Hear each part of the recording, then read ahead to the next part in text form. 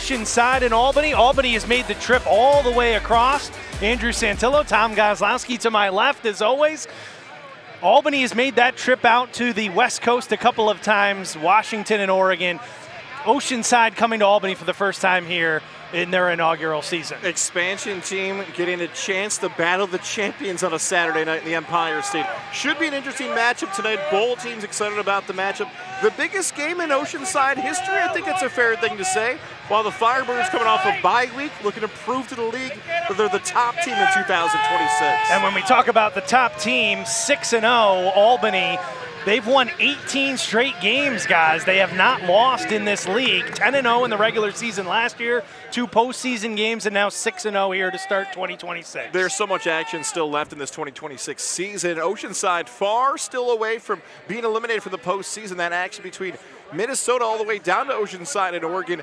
They got an opportunity to climb up the standings while the Firebirds can push to 7-0 and have a little separation between them and Kentucky, as Minnesota right now is looking big over Kentucky. A lot of shakeup potentially on the way when the dust settles in May here of this season. And Albany 6-0, but Sam Castronova, the reigning league MVP, has only played in 2 of those games, guys, but he's been recognized as the league's MVP both of those weeks. He's making it look so easy. It looks like fans in the stands can catch balls from Sam Castronova. That's how good he's been so far.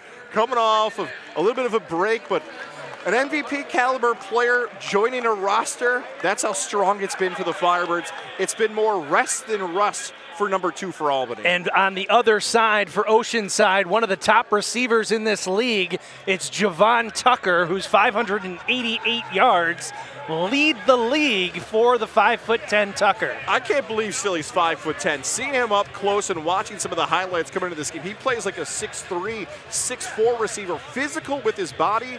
And all of a sudden, if Oceanside pulls off an upset tonight and Tucker keeps putting up these numbers and they're in the postseason, this is a potential MVP of the league.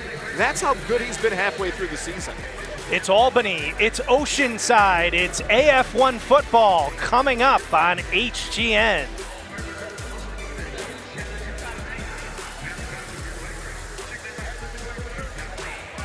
You want soft? Over the boards he goes. Wrong building. And it's a touchdown. This is Arena Football 1. Walls, speed, impact.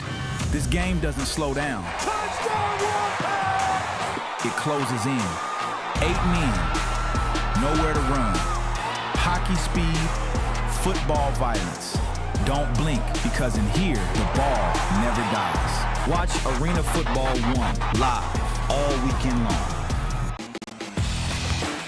Whatever your game is, pain shouldn't stop you. At Beacon Orthopedics and Sports Medicine, we're here to help you move forward.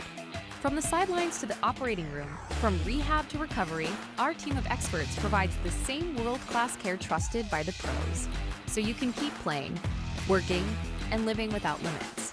Don't let pain hold you back. Schedule your appointment today at beaconortho.com.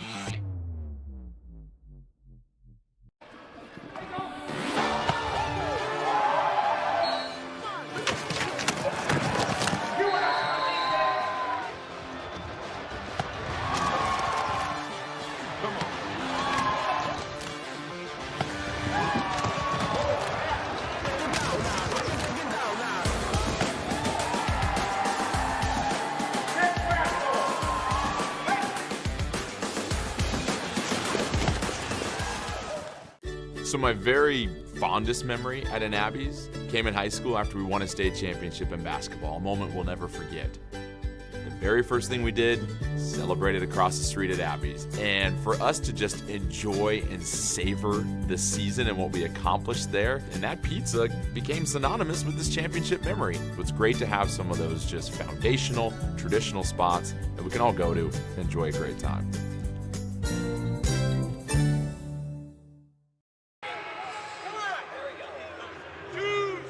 Back here at MVP Arena, Albany and Oceanside getting ready to kick things off on a Saturday night. HTN is the place to watch AF1 football. Evan Bird's kick is underneath and over the boards, and it was Jovan Tucker who was waiting for that. So it'll come out to the 20 for the Bombers here as we get set to go, guys. Oceanside taking the field with quarterback Rudy Johnson. By the way, there's a shot there of Evan Bird. First time you and I have had an opportunity to see Bird. A lot of action and special teams for the Firebirds into the offseason, into the season. Coach Ware's talked about how important special teams can be. Ball get moved up here for Oceanside, but Bird, the newest kicker, as now the Firebirds have gone through a few kickers so far this season and through the franchise's history over the past few seasons. So it'll be 1st and 10 for the Bombers. Moving left to right across your screen. They put a man in motion. That's Tajay Brooks. First pass is caught, and it's Tucker, and he's all the way inside the 10-yard line. It's going to be 1st and goal, and we spotlighted Javon Tucker, and it's like the Oceanside Bombers knew it. Guys, Tucker on the first play, all the way in. It's 1st and goal Bombers. We've seen him on some highlights. More impressive. Watch him turn the hips. That's that turn speed right there. That's what you want all your athletes to do on the outside. It doesn't go down with first contact or first hit. Boy, if that's play one, we're in for a show tonight from number 3. Johnson puts his man in motion. It's Tucker. He stands high in the pocket, delivers. A flag comes down as there was contact between Marcus Smith and Tucker. So 2 plays, guys, they've thrown to Tucker twice. Comes in with 41 catches on the year. Pass interference, defense, number 5. Half the distance, first down. Goal for the Bombers. Albany's lucky he didn't take off with that football. Johnson had a ton of space on his left side. He was trying to force it in, but almost every Firebird defender went to the opposite side of the turf. That could have been an easy touchdown if Johnson took off and left the pocket. Knocking on the door are the Bombers here. First offensive possession. Johnson stands high, takes off, and he is going to scamper in for the touchdown. Rudy Johnson. Coach Cree Morris talked about him as a dual threat athlete, and we saw it there as Johnson tucked it under and ran it in for 6. This looks like the game plan for Oceanside early. Space out the Firebird defense. Put our playmakers in an opportunity. That's the 2nd consecutive play where Johnson had a ton of motion. Untouched touchdown for the first score of the game. It's Brent Reese out to kick. He's going to try the drop kick. It is up, and it is good as Oceanside averaging 44 points per game. They score on the first drive. They take the lead. It's 8-0. We're going to take a break. The AF1.com. Over the boards he goes. The moment it happens. Touchdown, Oregon Lucky. The hits, the highlights, the news that shakes the league. It's already here. This isn't yesterday's story. This is right now. The AF1.com is your inside line to everything Arena Football 1. The AF1.com. Don't hear about it later. Every dream starts with a chance. A chance to build something bigger than yourself, bigger than the game. For this team, this city, and every kid watching in the stands, this is where it begins. Under these lights, in front of this community, dreams are becoming reality. This is Oceanside Bombers football.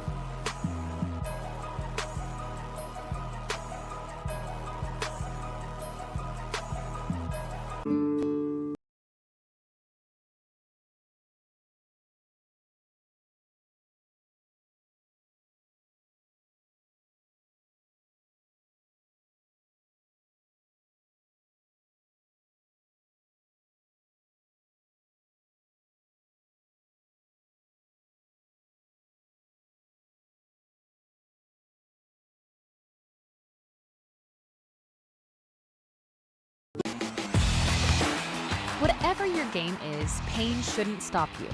At Beacon Orthopedics and Sports Medicine, we're here to help you move forward.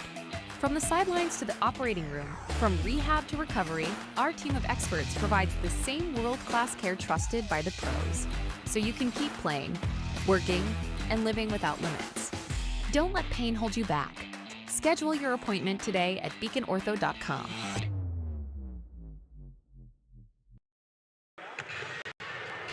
Sixth rushing touchdown of the year for Rudy Johnson.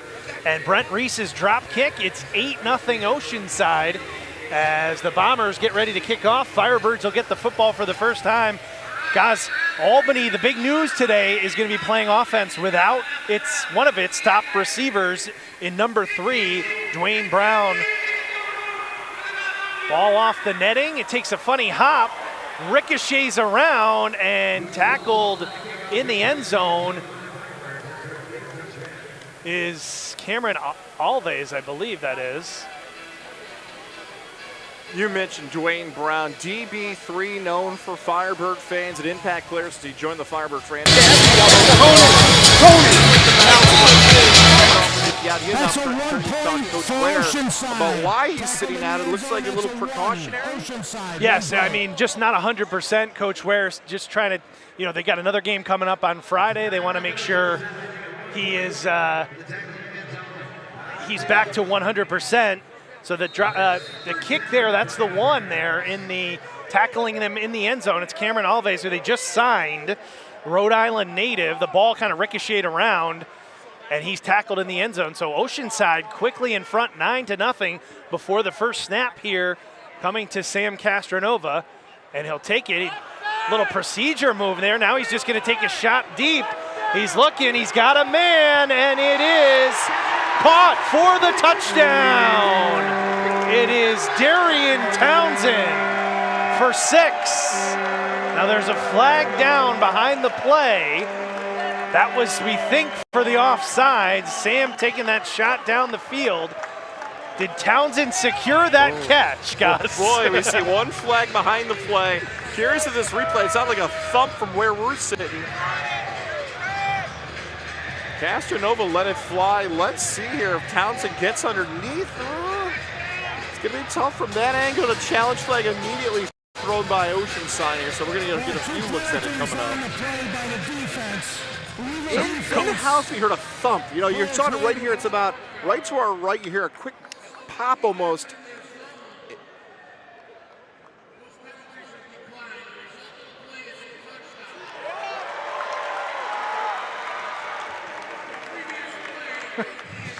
So the crowd cheers because they say it's offsides, decline, touchdown. However, Coach Cree Morris from Oceanside has dropped the challenge flag, as you see on your screen.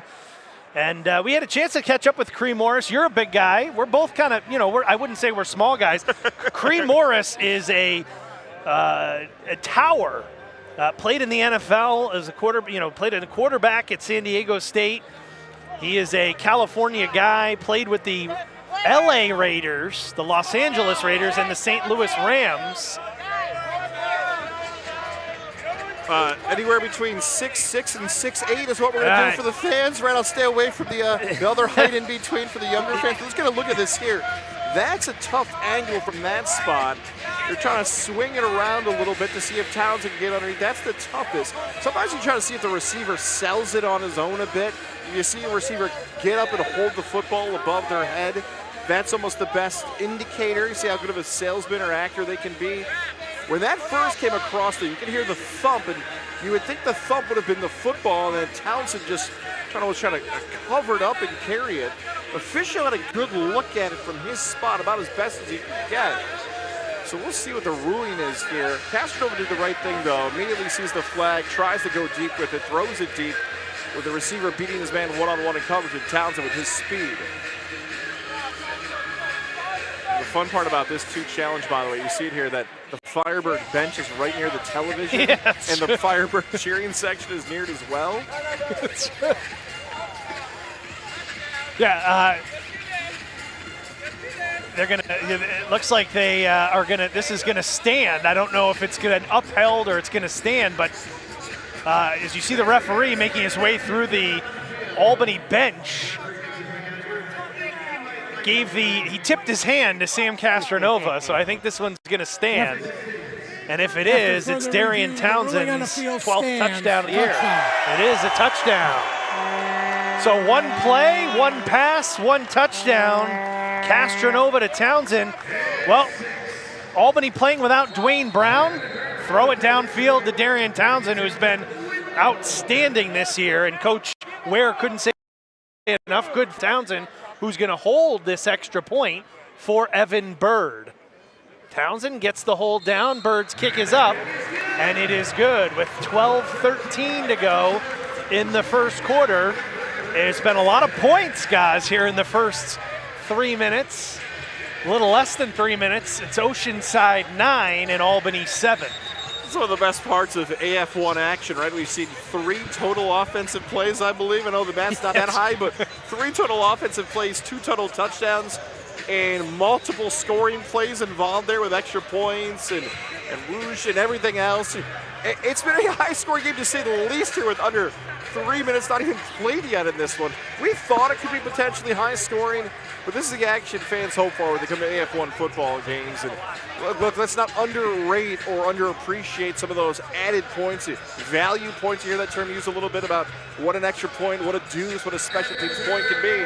Because if you guys start adding those up, you get deeper into the fourth quarter, it becomes a game of strategy with both coaching staffs. Well, the fans are calling for the deuce here as Evan Bird puts his right foot into it. This one has got the distance, and it's through to tie this game up at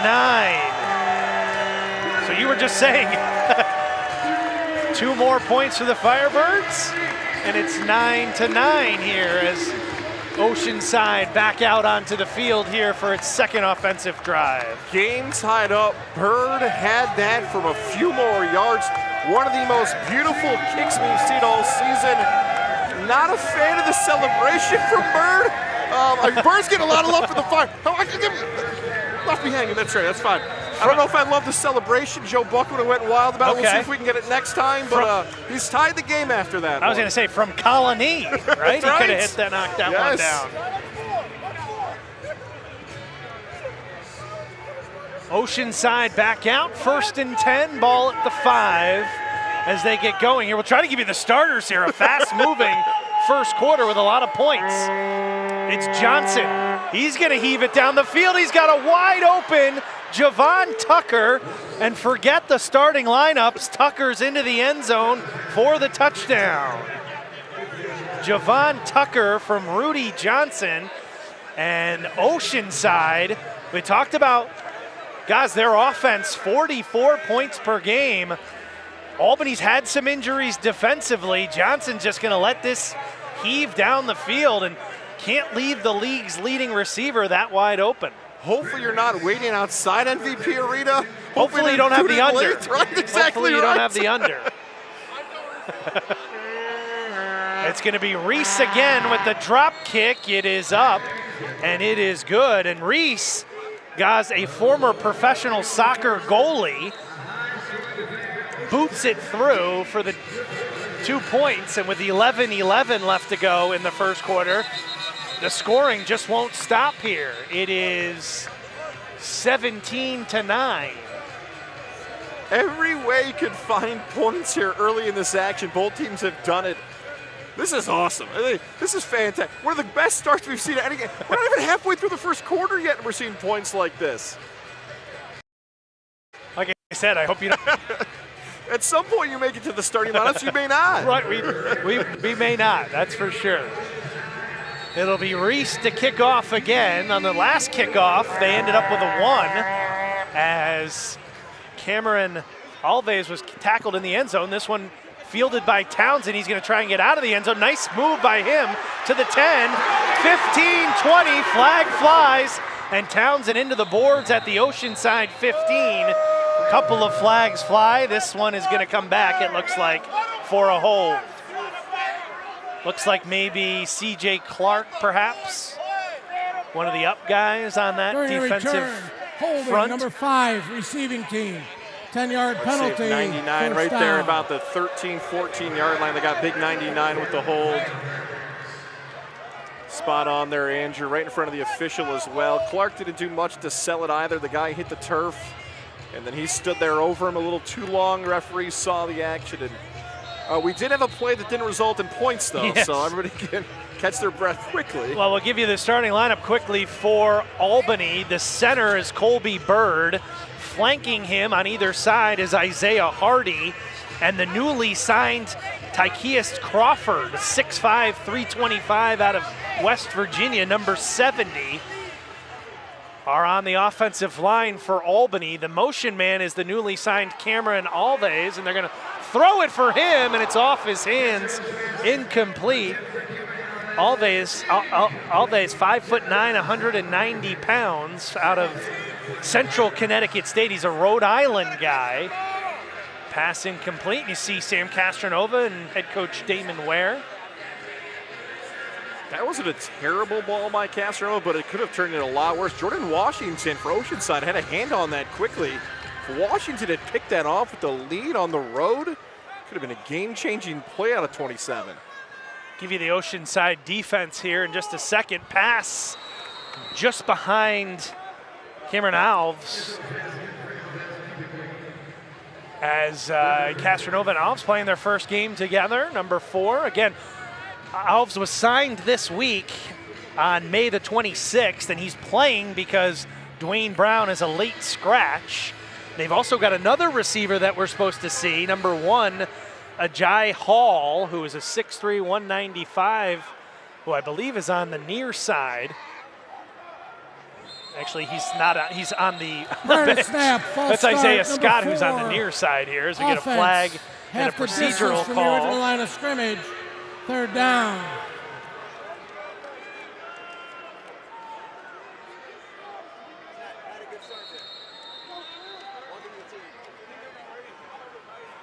Boy, if they had Hall and Scott though on the field at the same time, those are similar players and be a very difficult matchup for that Bomber defense.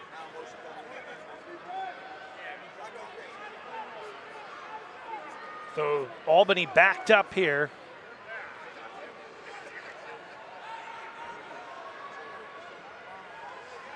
Castronova takes the snap, has a little time, flushes to his left. Pass caught by Isaiah Scott, and Scott, the 6'3", 215 receiver, gets out over the 10-yard line.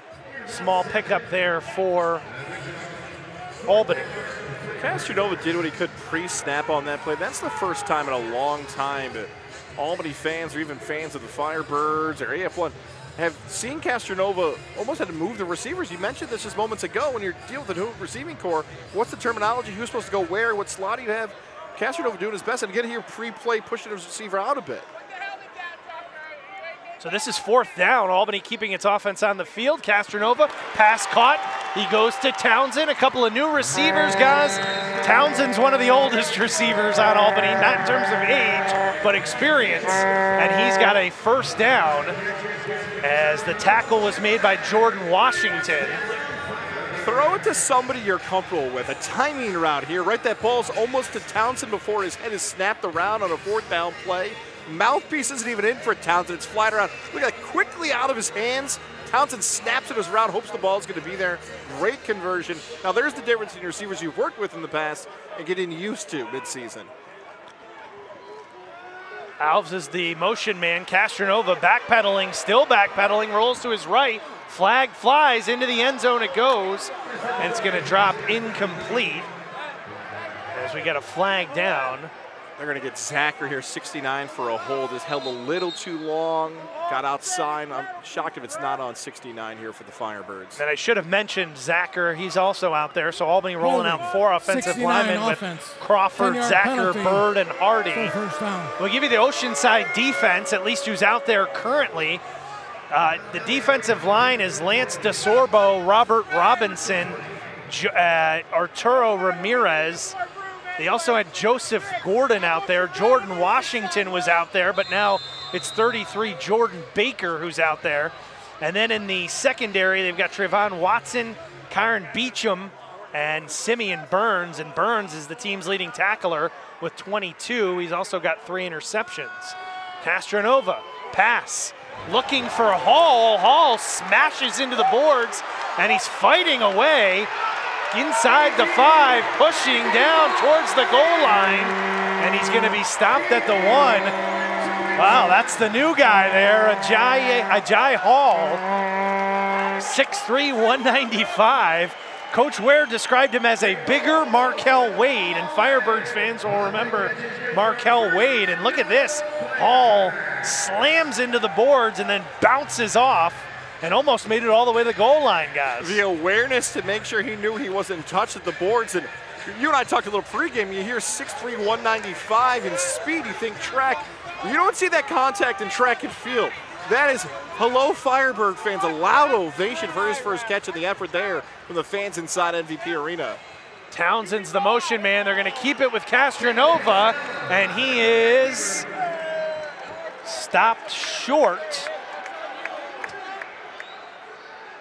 And some pushing and shoving here as we've gone under the halfway mark of this first quarter, a high-scoring first quarter. 2 touchdowns for Oceanside, 1 touchdown for the Firebirds. It's usually a bread and butter play. One of the best ones the Firebirds run at the goal lines. Ran out of real estate on the far side, getting one guy out in front. Especially with those 4 offensive linemen in there. You've got Crawford, Bird, and Hardy. Zacher is set up as to the Castronova's right. They're going to run behind him again, and Castronova is going to put his head down, and he's in for the touchdown. Sam Castronova, 1 throwing, how about 1 rushing touchdown for the Firebirds' reigning MVP. You hear these terms, read option, zone read. How about we call this play big read, where you just get behind the big guy and read it. Where are we going? Put the hand. Get right behind big 6'9" and get into the end zone. Castronova does it and punches it in for the Firebirds. That's Josh Zacher, 6'2", 300 pounds. Castronova gets low, gets behind him, gets into the end zone, and sets up for this Evan Bird extra point. The kick is up, and it is no good. 5:04 remaining in this high-scoring first quarter. It's Oceanside 17 and Albany 15. It's AF1 football on HTN.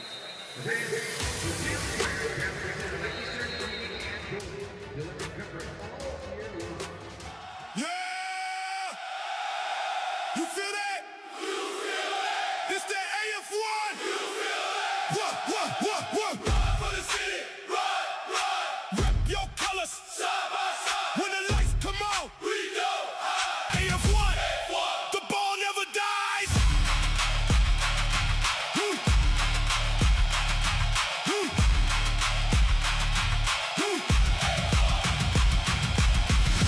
Clarksville wasn't built quiet, now built loud, built proud, built fire.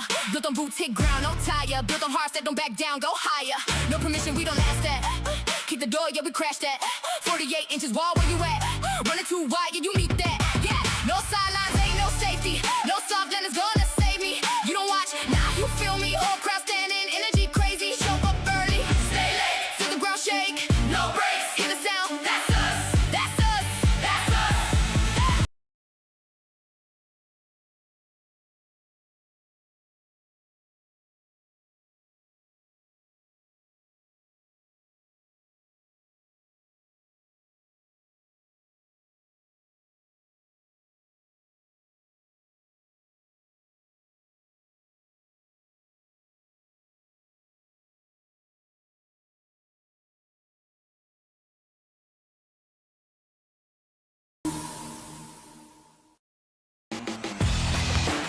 Whatever your game is, pain shouldn't stop you.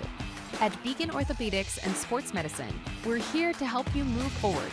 From the sidelines to the operating room, from rehab to recovery, our team of experts provides the same world-class care trusted by the pros, so you can keep playing, working, and living without limits.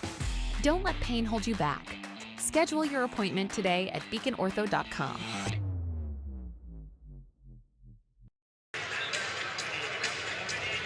Back here at MVP Arena, guys, we had 26 points in the first 3 minutes and 49 seconds. Then only 6 points in the next 6 minutes and 7 seconds. But it was Sam Castronova rushing in for a touchdown. Fans calling out for the deuce. Albany trails by a deuce.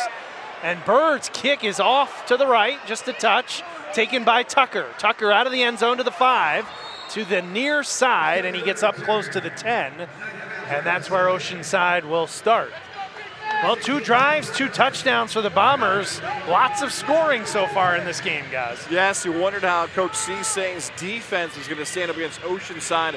A team so far this season only able to get 1 win, but competitive, finding their footing, finding the right ways to go through AF1. So we mentioned in the pregame, still far out from the playoff picture. Their season is still in contention. They could have an opportunity to potentially get to the postseason in their first year of existence. And right now playing about as well as they can on the road against the undefeated Firebirds.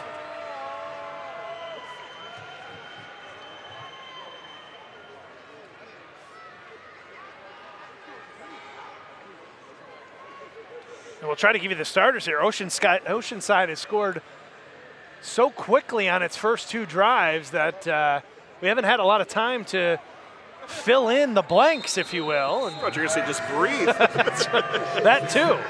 I'll give you the Albany defense here too. It's been a defense that's been tested by injury. Here is Johnson, pass caught. Who do you know? Tucker again. He's over midfield. He's got a first down, and he is down close to the Albany 15. It's again an Oceanside offense led by head coach Cree Morris, who was a quarterback himself, and even in the old AFL played for current Nashville head coach Darren Arbett in San Jose. Also played with the Iowa Barnstormers. They average 44 points per game, and Cree Morris knows what he's doing. I mean, he coaches quarterbacks. He's been training quarterbacks for 3 decades. Right now, Rudy Johnson, he's told him, I'm going to let you go out there and cut it loose. And Johnson's doing just that. A bit of a bad snap. Johnson's just going to fall on it, and it's back at midfield, and that'll give us a chance to check in with the offensive line for Oceanside. Although they've got some new guys out there. They started with Brandon Hendricks, 74, Krikov Kolstanini, 66, and Ekumeni Atuatsi. They told me to just call him Junior, Atuatsi. And Firebirds have a player down right now. And it's a defense, guys, that's been tested by injuries so far this season. And trying to see. That C.J. Clark down. Looked like he just got the wind knocked out of him when that fumble was loose. It just like he just took a hit to his chest, his ab area. Somebody just knocked the wind out of him here a little bit. It's interesting, too, because it was a bad snap. Johnson just kind of fell on it, and it led to the injury when they kind of fell on top of Rudy Johnson. So we're going to step aside and take a timeout. Oceanside leads it 17-15. He's already flying. This is Arena Football 1. Full speed at the snap. The ball never dies. Man, you can't defend that speed. He's already at full speed before the snap. Blink and you miss him. You're not chasing him, you're surviving him. He's gone just like that. By the time you react, full speed, full chaos. He's gone. Because in here, the ball never dies. Off the net. This is Arena Football 1. Look out. The ball never dies. The play never stops. You better stay awake. Kick it, miss it. This game doesn't stop. Doesn't matter. Anything can happen. You think the play's over? He's got a chance off the rebound. It's not. Chaos. Off the net. Here we go again. Right back at you. Because in here, the ball never dies. Clarksville don't whisper. Clarksville roars. Because in here, The ball never dies.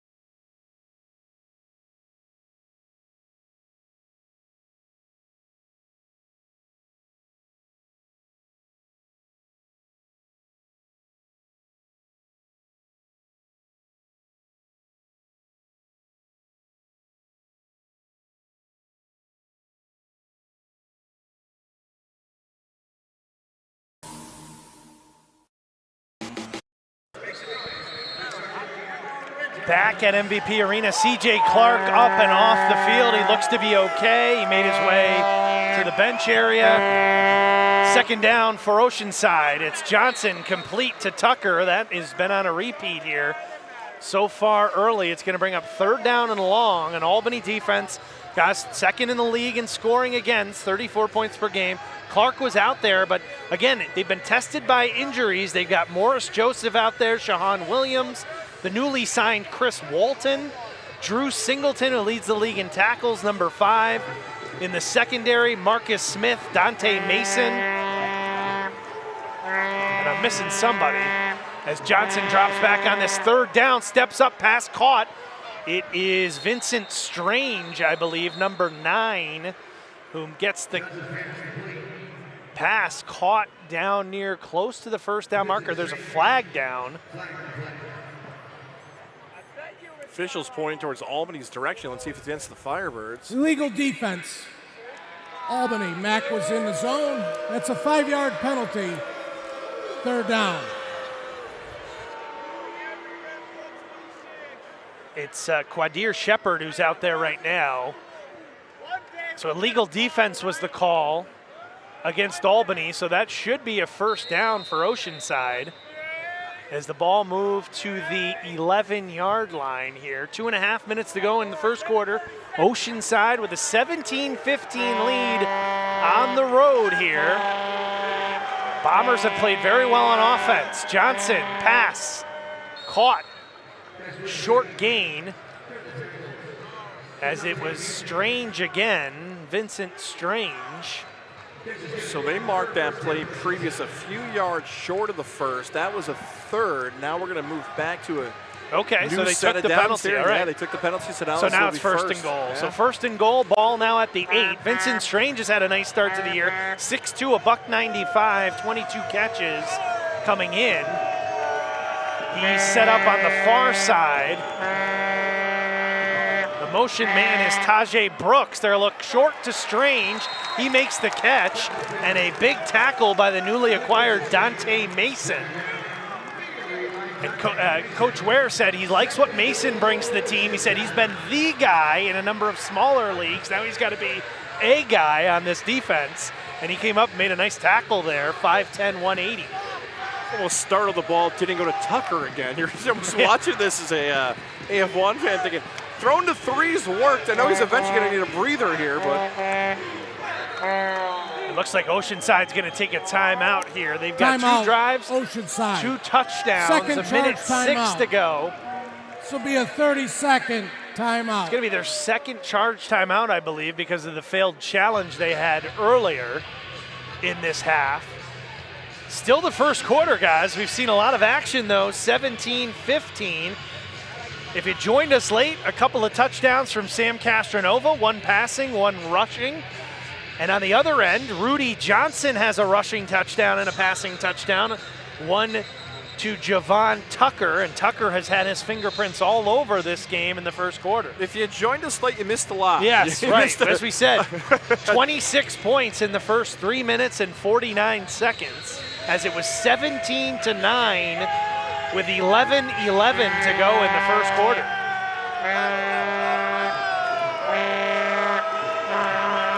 So Johnson's got Robert Robinson behind him. Now he's going to scramble to his right, and he's going to be taken down. Big hit by Morris Joseph. Morris Joseph, 6'2", 280. Watch out. We've heard how fast Rudy Johnson can run. Morris Joseph was tracking him down there. This is the hit of the year you and I have seen so far in MVP Arena. It's something defenders dream of. A guy going one way and swinging back your direction and not seeing it. Single-digit dude, Morris Joseph Jr., laying the thump on the other 7 on the other side. And it's made this crowd the hottest maybe it's been all season inside MVP Arena. Third down for Johnson. Johnson scrambling to his left. He puts the ball down, bounces right back to him. Scrambles to his right, pass caught inside the 5. It's going to be short of the goal line. It's caught by Tajay Brooks. And it's going to be 4th and goal here, but that could be the final play of this first quarter. A wildly entertaining first quarter. And after one here, Oceanside 17-15 and knocking on the door here. 4th and goal coming up when we start the second quarter. High scoring first quarter here in Albany. It's Oceanside leading 17-15.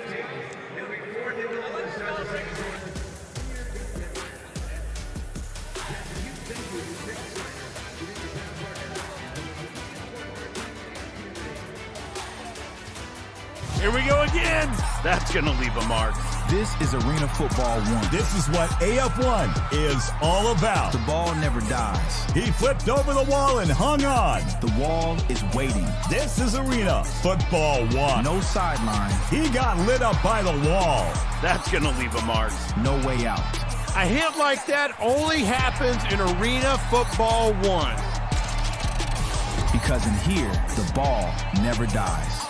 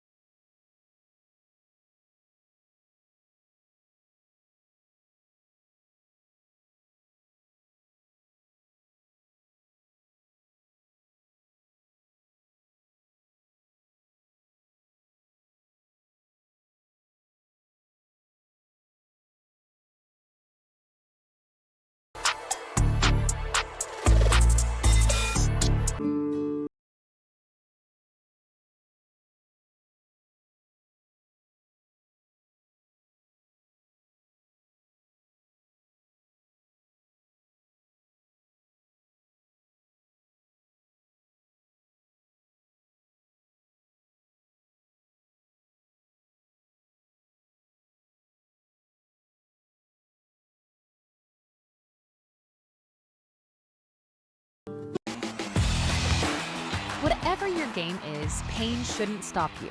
At Beacon Orthopedics and Sports Medicine, we're here to help you move forward. From the sidelines to the operating room, from rehab to recovery, our team of experts provides the same world-class care trusted by the pros, so you can keep playing, working, and living without limits. Don't let pain hold you back. Schedule your appointment today at beaconortho.com.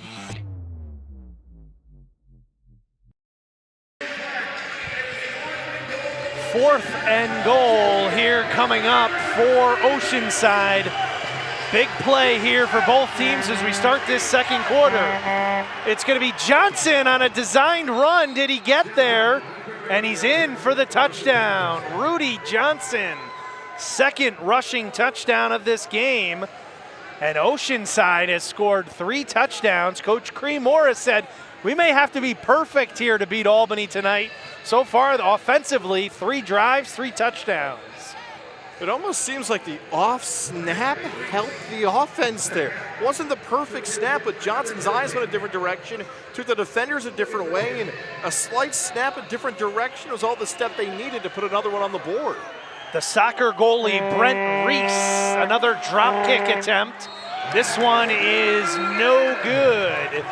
And with 14:33 to go in the first half, it's Oceanside, which has led throughout. They've had one tie, 9-9.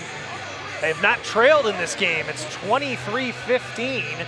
And guys, to put that in perspective, Albany's defense only allows 34 points per game. Oceanside with 23 here in the first 15 and a half minutes.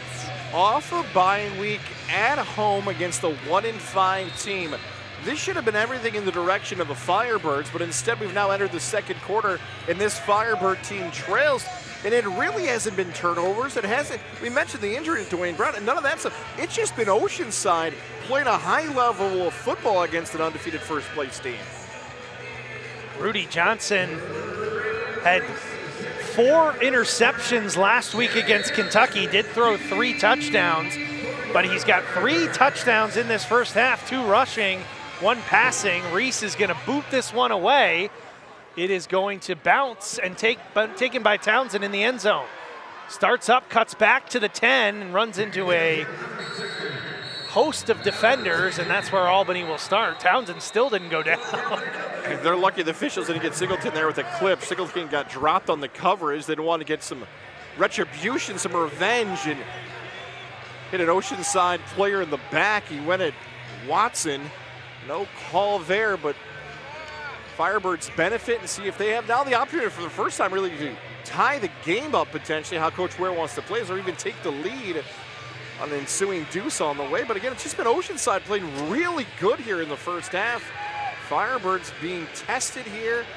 Albany has 3 games coming up in the next 13 days. The other games might have been the more tests when you preview the schedule, but the Bombers are giving them everything early here on this Saturday night inside the capital region of New York. Well, we've talked about it. I mean, we've done these games now for a number of years, and as the pass is caught by Townsend at the 15, trying to dance away from the defender, which is Kyron Beecham, and he gets close to the first down. But this Albany, they're 6-0.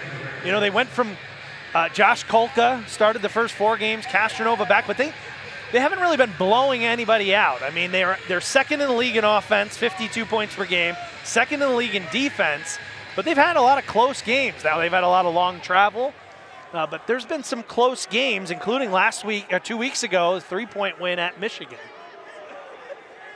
Castronova puts his man in motion. That's Scott. Castronova looking his way. He's got him open. It's through the hands of a diving Isaiah Scott and incomplete as he had Simeon Burns in coverage. Almost had Scott on the outside. Andrew mentioned that they're, although an undefeated record, the defending champions in the league. Almost that fight analogy, right? That they've lost some rounds, but they've won the fights. Michigan gave them everything. Washington gave them everything. And we talked to some fans, right? The Nest, the pregame show here locally, said they had him against the ropes, but they kept swinging. They couldn't deliver the knockout blow. The Arsenal or Washington, and Albany still remains undefeated. Townsend the motion man, pass caught, first down over midfield, and he's wrestled down by Beecham, who is 20 tackles coming in. It'll be a first down at the Oceanside 21. 22 is where they'll spot it. So a first down for the Firebirds. We've covered a lot of DT there in Townsend. The equipment's always something else. Last year his helmet was flying off. This year the mouthpiece is just there for show. It's actually never going to go in his mouth, just hanging off his face mask. Scott the motion man, Castronova hopping to his left, pass caught by Hall. Hall trying to dance away. A couple of catches in this first half for Ajay Hall, and he's got it. It's first and goal for the Firebirds. Hall's impressive, man. Anytime he gets that ball, he makes it as difficult as possible. Continues to pump the knees, stiff arm, gets big, which coaches love to see, makes the target easy. We'll see if Castronova looks his way again here in this upcoming Coach play. Ware said he can fly. He was signed earlier this week. Castronova finds Hall again. Hall puts his head down, and he is in for the touchdown. Well, we talked about his frame. We talked about his speed. How about the power there as Hall lowers the shoulder and pushes his way into the end zone for a touchdown? Why not throw to 1? Just force it. Just get in there, be bigger and stronger, and one-on-one in coverage. Try to tackle me in the open field. How often guys at his size don't get low? Low man wins at 6'3", Andrew. You don't see that often in football, but that's what Hall decided to do and gets dapped up by DT and gets in the end zone, extends some scoring here for the Firebirds. Extra point on the way, good. No decision to go for 2. Coach Ware will have his team just trail by 1 here if my math ad's correct. 10:51 to go in the first half. It's Oceanside 23, Albany 22, AF1 football on HTN. This is Arena Football 1. Welcome to the fastest game on turf. The ball never dies. This is what AF1 is all about. You want soft? Let's go! Wrong building. Hits like that only happen in Arena Football 1. Walls. There's no escape on this field. Speed. To the house. Impact. This is why you tune in. This game doesn't slow down. It closes in. Because in here, the ball never dies. Off the net. This is Arena Football 1. Look out. The ball never dies. The play never stops. You better stay awake. Kick it, miss it. This game doesn't stop. Doesn't matter. Anything can happen. You think the play's over? He's got a chance off the rebound. It's not. Chaos. Off the net. Here we go again. Right back at you. Because in here, the ball never dies.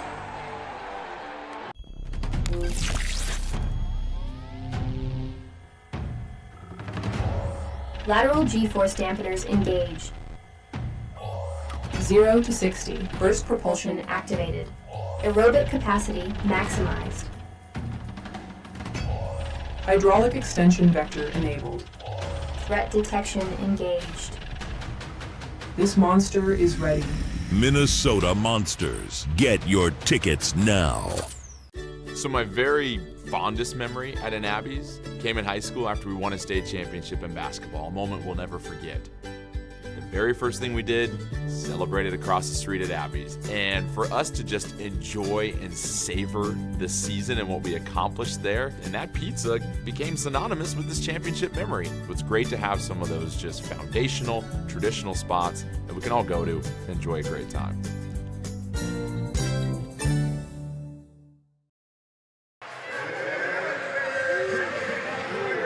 Back here in Albany, a high-scoring first half, guys, 23-22, Oceanside leading it. However, in Arena League, no lead is safe, and the fans are calling for the deuce. It's off to the right, bounces off the scoreboard, bringing it out is Tucker. Tucker gets to the 3-yard line, and that's where he is stopped as he was tackled there by the newly signed Jared Saad. Makes the tackle. So Oceanside will start backed up, but the story so far this first half has been the Oceanside Bombers offense, guys. 23 points on the scoreboard, 3 drives, 3 touchdowns. The combination of Johnson throwing the football and finding those open spaces to take off out of the pocket. Tucker, who we mentioned in the pregame show, should have a little bit more MVP buzz. If the Bombers had won more games, I think his name would be at the top of the voting so far. That's how good he's been. And you flip it over to the Firebirds. You mentioned some of the names so far. You and I have had the opportunity to cover Coach Ware for multiple years. Building a roster, just not as a head coach, but a GM, mid-season. This may be the most moves he's made to add different players to a roster during the tenure we've covered him in here in the Capital Region. Johnson's pass caught by Tucker at the 10, 15, 20, midfield. Now he falls backwards and he's tackled by Dante Mason. Tucker has come in as advertised here. He's not just Javon Tucker, guys. His brother Jalon Tucker, who's inactive in this game, also on the Oceanside Bombers. So kind of cool there that they have the 2 Tuckers, Jalon and Jovan. But Jovan Tucker has been outstanding in this first half. That rare double letter, then the last name on the back of the jersey. Johnson's pass caught by Tucker. He is close to another first down again. It's going to be 2nd and short. Mason again with the tackle. Tucker putting a lot of stress on this Albany defense that has, again, dealt with some injuries this year. Guys on injured, come back, being released. So it's been kind of a revolving door defensively, but again, they've only allowed 34 points per game. Oceanside at 23 here with 8.5 to go in the first half. Johnson hit as he throws, he gets the pass away. Guess who? Tucker. And he is tackled by Seth Robertson, who was activated a couple of weeks ago from IR, makes the tackle. Best move so far we've seen from the defensive line. It's been a relatively quiet game for the Firebirds, but Shepard on the outside beat his guy one-on-one. We'll see if Big 97 continues that pressure. It's been a silent first half, so up front, it's a credit to the Bombers' offensive line. Yeah. Give that credit unit, give that unit credit. Credit unit credit. Very good. You know what I meant. Johnson puts Strange in motion. Johnson running out of time. And it's Shahan Williams who gets there. So just as we were saying it, guys, Albany's defense has not gotten back to the quarterback. This time, Shahan Williams, 6'3", 260, gets back there. He's got 4 sacks on the year, make it 5. Coach Cisse leading that defense. He'll talk to his players about it's a battle every single play. What's your best pass rush move? What are you doing on different downs? You're really battling that guy up front play after play.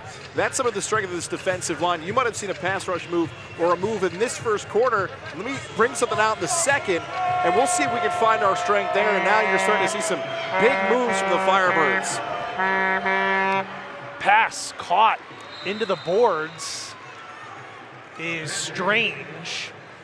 This is an Oceanside offense that has 3 legit receivers in Strange, Tajay Brooks, and of course Javon Tucker. They've also got Kellen Pachot out there right now. Pachat. So it's 3rd down. Under 7 minutes to go in this first half.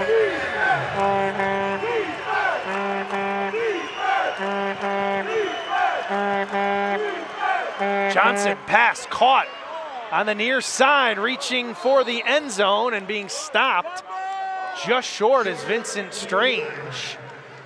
So it's going to be, did he get the first down? Could be 4th down. Trying to go to the goal line. It's going to be 1st and goal here.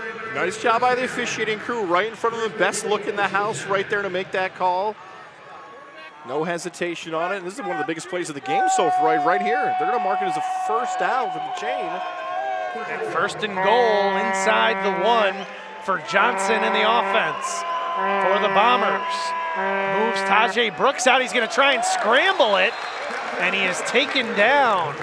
As it was, I believe, Singleton and Shahan Williams coming up to make the stop. Our coaches teach players, get the head down and move the feet. Sometimes the head can't go down that fast. Johnson, if he just went to his left, might have been the touchdown. As quick as that snap came, his head went down. He goes left side of the center instead of the right. That might be 6 for Oceanside.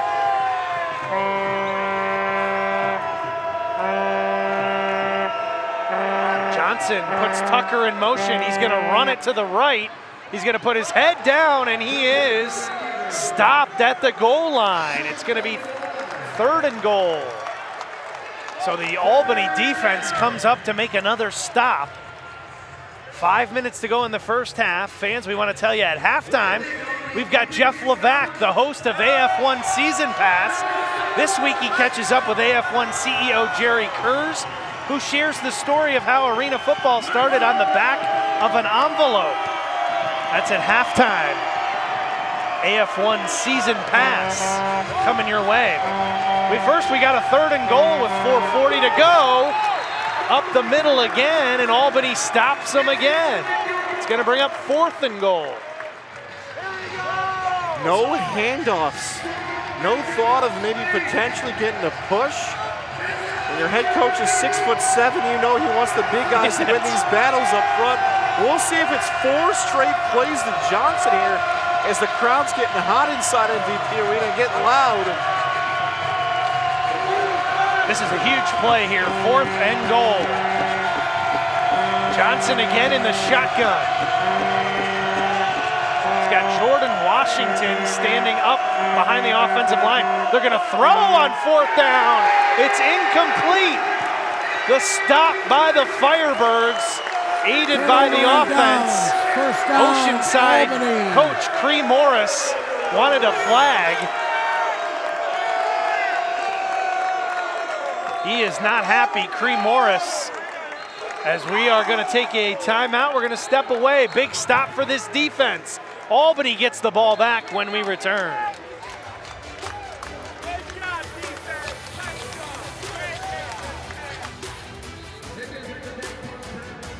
This is Arena Football 1. Unbelievable! The ball never dies. This is Arena Football 1. 8 men. Hey, you're going to remember that one. Nowhere to run. Only an AF1. Hockey speed. Another one. Football violence. Unbelievable. Small field. Welcome to the Walls. big collisions. This is what AF1 is all about. Don't blink. Because in here, the ball never dies. Clarksville wasn't built quiet, now built loud, built proud, built fire. Built on boots, hit ground, no tire. Built on hearts that don't back down, go higher. No permission, we don't ask that. Keep the door, yeah, we crash that. 48 inches wall, where you at? Running too wide, yeah, you need that. Yeah, no sidelines, ain't no safety. No soft land is gonna save me. You don't watch, now you feel me. Whole crowd standing, energy crazy. Show up early, stay late, feel the ground shake. No breaks, hear the sound, that's us. That's us, that's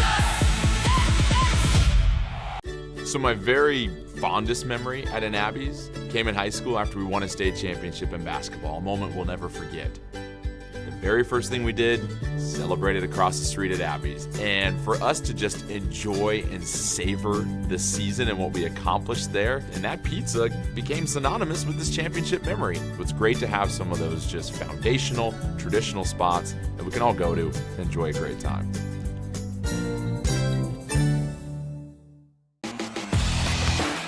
Whatever your game is, pain shouldn't stop you. At Beacon Orthopedics and Sports Medicine, we're here to help you move forward. From the sidelines to the operating room, from rehab to recovery, our team of experts provides the same world-class care trusted by the pros, so you can keep playing, working, and living without limits. Don't let pain hold you back. Schedule your appointment today at beaconortho.com.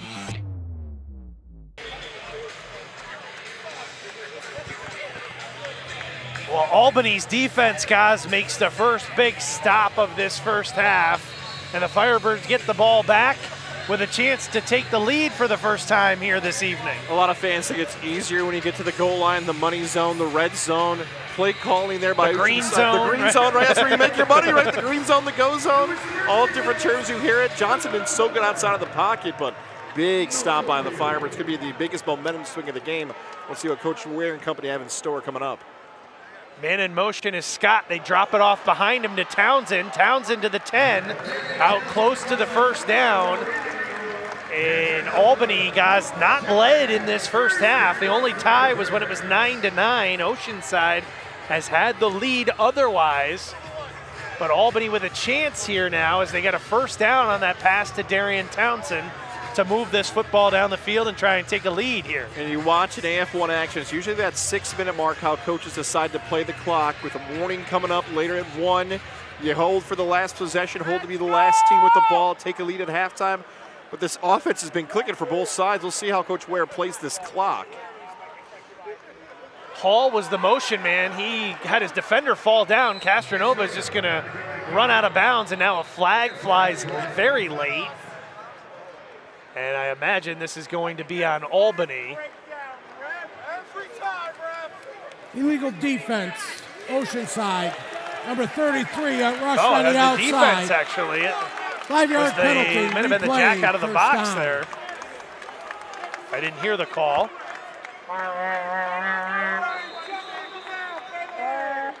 So it's going to be a first down and move the ball to the 19-yard line.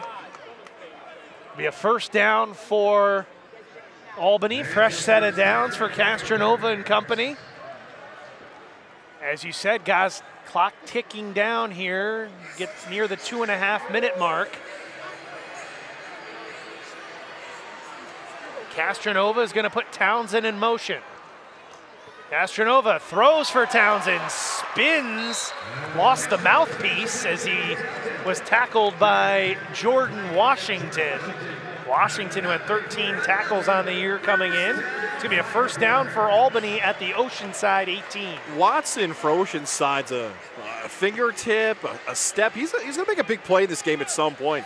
He almost got a hand on that, deflected. He was reading Castronova's eyes. Nice play still by Castronova to avoid him, though. Townsend again in motion. Castronova drops back, has time. Still sitting in the pocket. All for another first down. Fighting for the end zone. He's inside the 5, close to the goal line. It is Ajay Hall as he has made an impact here. There is a flag down, but Hall has made an impact, guys, in this first half. This one may be coming back, though. 10-yard penalty. Replay. Oh, it's so first good. down. Even times when he's fighting for that extra yardage, he sticks that ball out, but he's big enough to and strong enough to have no bomber defender knock it out. By the way, Townsend pre-play just ripped his mouthpiece off and said, "Enough of this." Launched it over the boards to the sidelines, right? On that, yes, he did. It came loose on that last tackle from Jordan Washington as it came flying out of his helmet as he got spun around and taken down. This time it's Scott in motion. Castronova's got a couple of options. He's going to throw it deep to the end zone.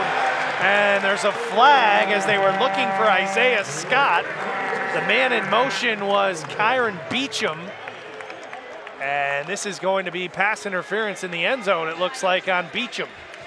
So often we talk in broadcast about Castronova's watching, he's wearing the visor, but he's looking a little bit to the hole, and then he starts looking up the field. So often defenders in the league have been fooled by Castronova's eyes. It's called eye manipulation with the defenders. It's a lot more difficult now when the head's moving and it's covered by a visor.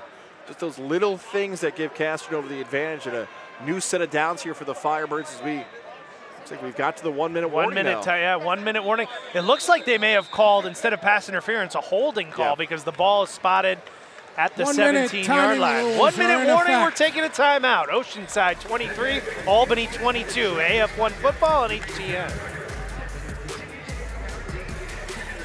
Welcome to the fastest game on turf. The scoreboard doesn't rest. This is Arena Football 1. New cities. A hit like that only happens in Arena Football 1. New chaos. This is why you tune in. New rivalries. Unbelievable. The scoreboard is on tilt. This is what AF1 is all about. Don't blink. Because in here, the ball never dies. Clarksville don't whisper. Clarksville roars. Because in here, The ball never dies.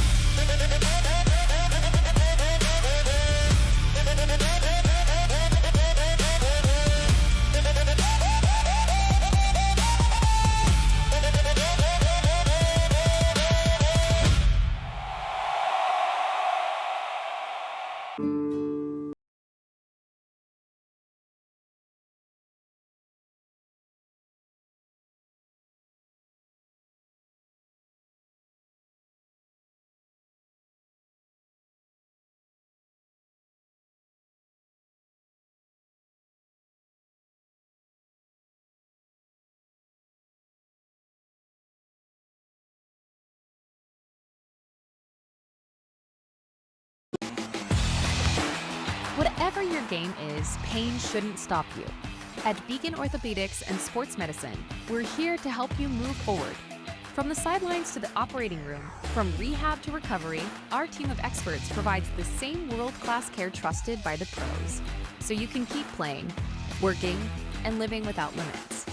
Don't let pain hold you back. Schedule your appointment today at beaconortho.com.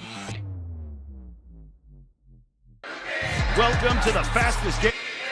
Back here out of the 1 minute timeout. Again, coming up at halftime, Jeff Levac, the host of the AF1 Season Pass. This week he catches up with AF1 CEO Jerry Kurz, who shares the story of how arena football started on the back of an envelope. That's Jeff Levac and the AF1 Season Pass. Castronova, pass caught to Hall, and he's close to another first down. Talk about season pass. How about a seasoned pass from Castronova to the newly signed Hall? Well done, my friend. Very good right there. That's going to be a fantastic some content coming up at halftime. Two of the best in this league. Looking forward to hearing that conversation. You know one of those guys pretty well. Yes, both I do know. Of them, yeah, I do. Very well. One of them I get paid to spend 5 days a week with on radio. It should be an awesome conversation with those two. Second down and short here for Castronova. Clock ticking down here, 25 seconds. Castronova's going to pitch it to Zacher, and Zacher gets the first down and inside the 5. It's going to be first and goal, 15 seconds. And now they're going to take a timeout here, does Coach Ware, Timeout. with 13 seconds. Albany. So they're going to stop the First clock. charge timeout. First Should be a charge 30-second timeout for timeout. Albany. 13 seconds to go in this first half. Guys, Albany has not led in this first half. I don't think we would have, when we were talking about when we came on in the pregame, I don't think we would have gone with that, right? Albany 6-0, Oceanside 1-5. The Bombers coming all the way across the country from California, and they've led for the majority of this first half. If you told me Albany would have 0 turnovers in the first half, have a 4th down, 4-time stop, and still be trailing with under 30 to play in the first half, I wouldn't believe you. By the way, let's go back to that last play. There will never be a time where I'll see a toss sweep and not be nervous about a big guy. There's an impact player, by the way, right? That at some point he's likely going to get healthy and impact this Firebird roster. The man in the middle of your screen there, Prince Amuna Malian. Big impact player. He's on IR right now. Pass caught in the end zone for a touchdown.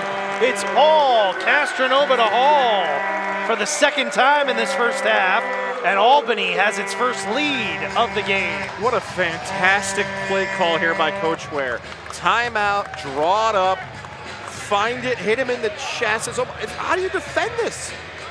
You create space, an X, you call that a crossing route. The defender can't move quick enough. It's right on the money. Fantastic execution. Wonderful play call by the nickname the Professor, Coach Ware, on that one.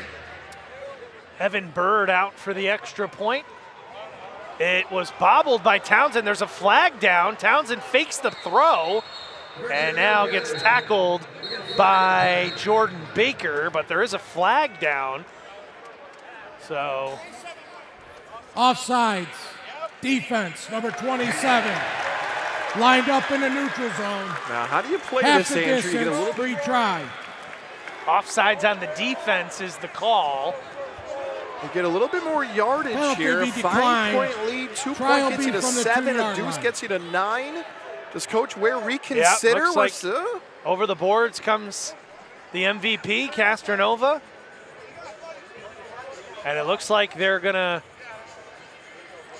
You would think this might be one of these Castronova read options, or we nicknamed it earlier in this half, the big option. You get behind a big block and let Castronova try to find a spot. Well, Albany's up 5, too, so the 2 points could make this a 7-point game. Obviously, you've got all sorts of ways to score here in arena football. The deuce, the 1. Albany's going for 2 here after the penalty from Oceanside.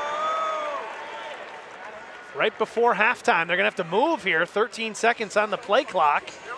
They may have to take a timeout here. I think they're gonna. They're under 8 now. Coach Ware sees it. No, they reset it now. They reset the play clock.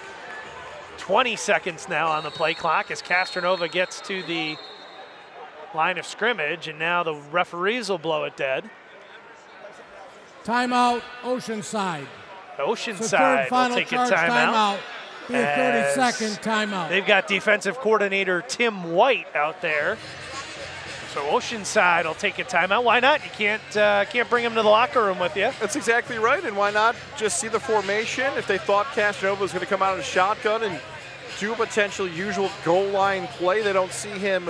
They see him go under center rather than from the gun, and just talk to the defense, prepare for any type of formation. Nothing wrong with that. Potential 9-point play situation coming with under 30 seconds to go. Now they got to get to the deuce and a 2-point conversion, but this is exactly what Albany would want. We touched on it when they had the ball about 5 minutes, 4.5 here in the other side of the field. This is exactly how Coach Ware wanted to have happen. Put the most points on the board possible without letting the Bombers touch it before they go to the locker room.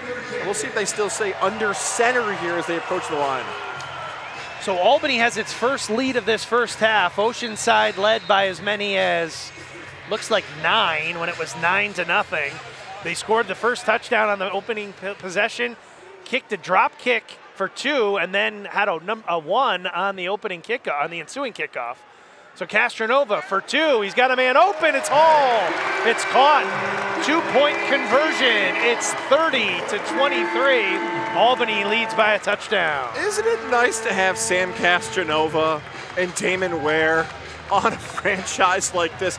You hope the timeout for the defense, if you're an Oceanside fan, is going to work in their advantage. Instead, it gives Coach Ware and Castronova more opportunity to draw one up for Hall. Look at this. Castronova's looking that way. You're going to go across the field, find to the back of the end zone. Defenders can't get to him. And that's beautiful right there by the Firebirds. And now an opportunity to potentially go to a deuce and go from trailing to up 9 before you hit the locker room. And we talked about it. The Firebirds are playing without Dwayne Brown, DB3, as he's known here in the capital city. But this is why head coach Damon Ware's always recruiting, because you got a guy like Hall. Well, what's he done in the first half? 2 receiving touchdowns and now a 2-point conversion for number 1. As he's fitting in here pretty well in the first half in Albany. So Evan Bird will kick off. Only 11 seconds to go before halftime. Albany now leading 30-23. They've scored 2 touchdowns in the first quarter, 2 touchdowns in the second quarter to take this lead. Bird boots it away. It's going to be off of the bottom of the crossbar and caught for the touchdown. It dropped right into the arms of Dante Mason. Is there a flag down? There's something down at the 5-yard line. Mason caught that one and ran right into the end zone.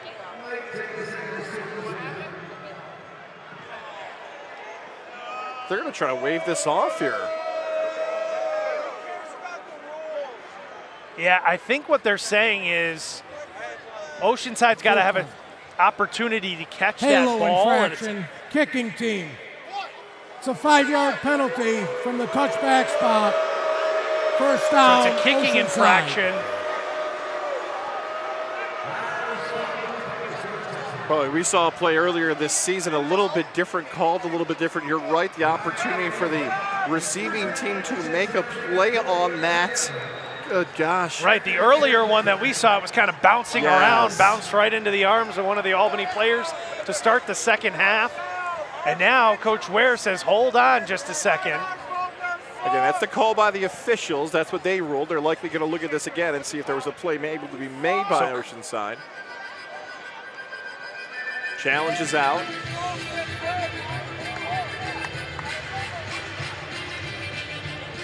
If anybody knows the rule book, it's the appropriately named Professor Damon Ware. So they're going to come over by us here. There we are. There we are. They're going to come over and take a look at this. So this is a huge turning event here for Dante Mason. We're going to get another look at it as my roster goes flying away. Careful. I'm too close to the officials now.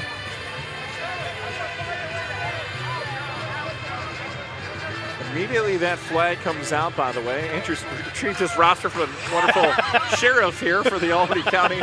Please, ma'am, don't take it away. We get him for the second half. Right. Thank you. Right. The wonderful sheriffs here aren't going to offer up their take. They're going to keep their backs turned as we get another look at it. So bounces right off the bottom of the crossbar there. And Dante Mason catches it at about the 3-yard line. You see the flag come out right away. Mason celebrating. They're still taking a look at this one. Coach Ware has challenged this. This is a gigantic play. Albany, which trailed at the start of the, early in the second quarter, second play of the second quarter. This is going to stand. It looks like they wait. We'll see. After further review, the ruling on the field is confirmed. There was a halo infraction on the kicking team. First down, Oceanside. So it's going to stand as the call on the field. They're saying it's a halo, allowing the coming down over the receiving player's ability to catch the football. So not a touchdown. 9 seconds to go in this first half. Oceanside's got the ball. Here's Johnson. Johnson pass caught by Brooks. Brooks at midfield, and he's taken down at the 21-yard line.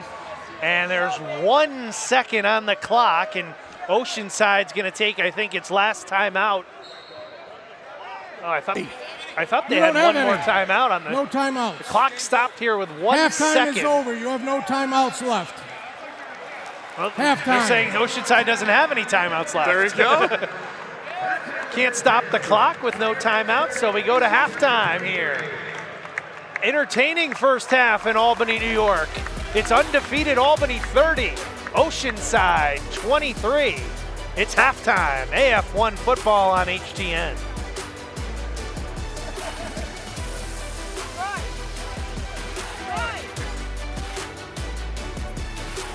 Off the net. This is Arena Football 1. Look out. The ball never dies. The play never stops. You better stay awake. Kick it, miss it. This game doesn't stop. Doesn't matter. Anything can happen. You think the play's over? He's got a chance off the rebound. It's not. Chaos. Off the net. Here we go again. Right back at you. Because in here, the ball never dies.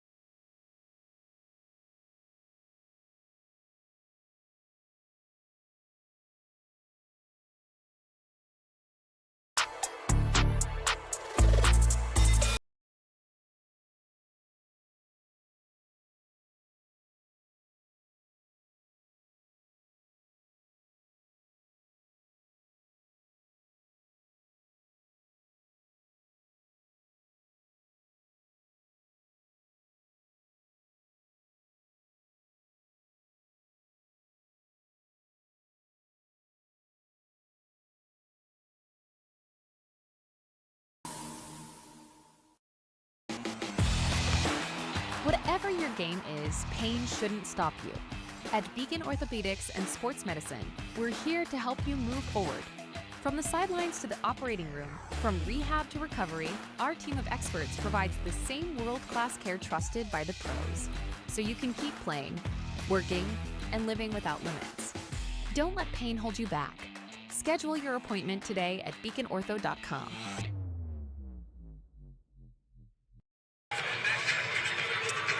Back here at MVP Arena, Transfinder Field in Albany, New York. The score at halftime is Albany 30, Oceanside 23. An entertaining game so far between the undefeated Firebirds and the Bombers looking for their second win of the season. Been a good game.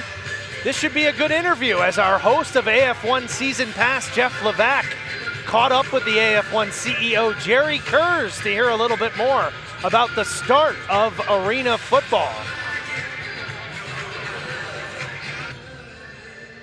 Welcome to the AF1 Season Pass, and my name is Jeff Levac, one of my favorite people that I've met in this journey of arena football. You guys have seen him before. We lovingly call him the godfather of arena football, the CEO of AF1, Jerry Kurz.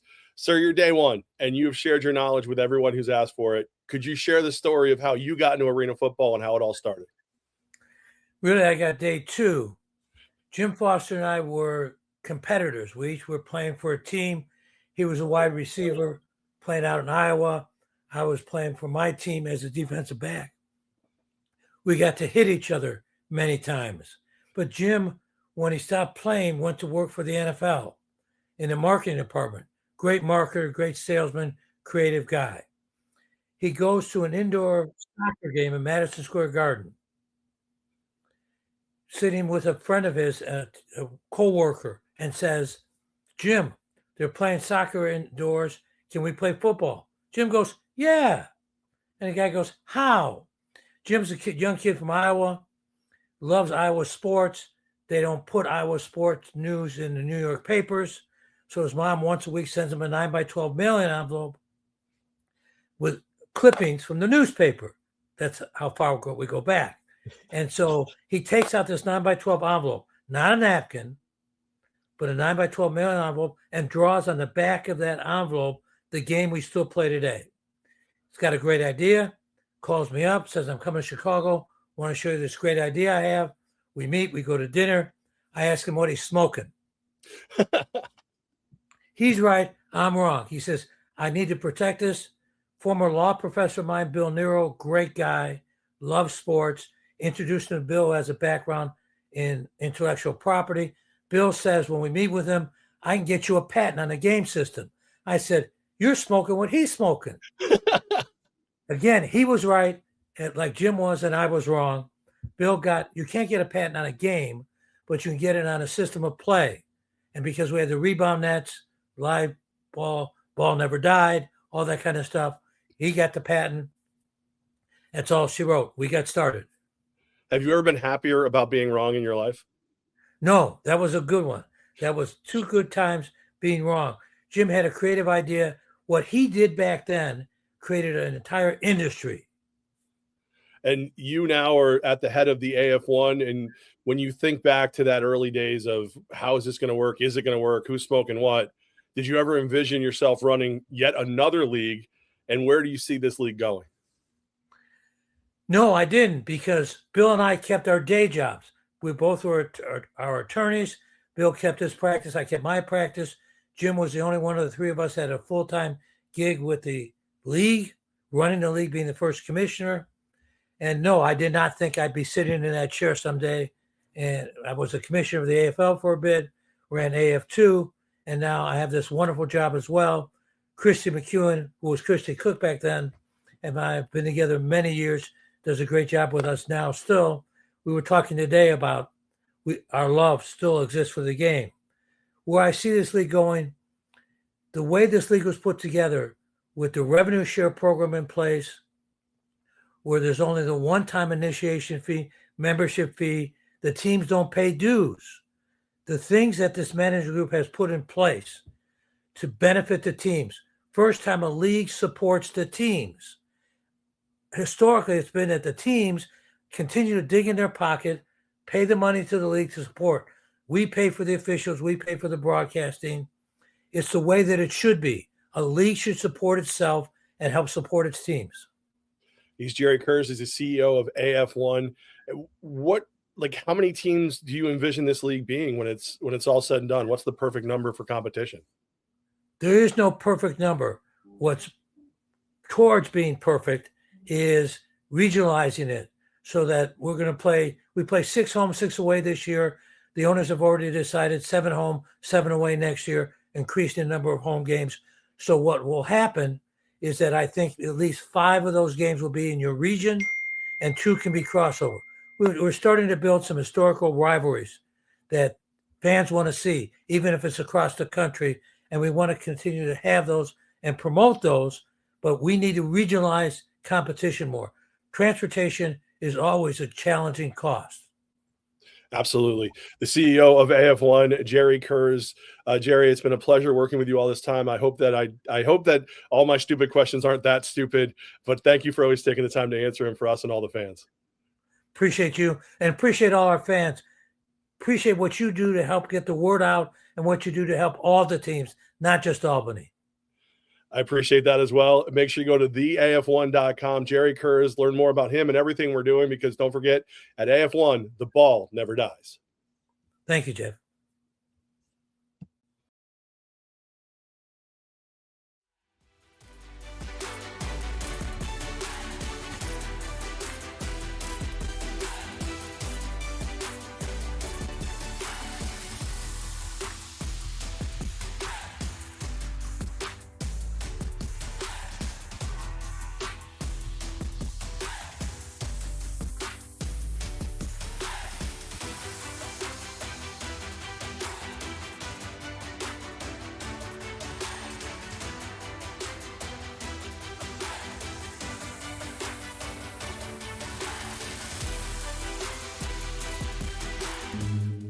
It starts in a quiet, empty building, and the lights come on. Suddenly, you're not watching the game.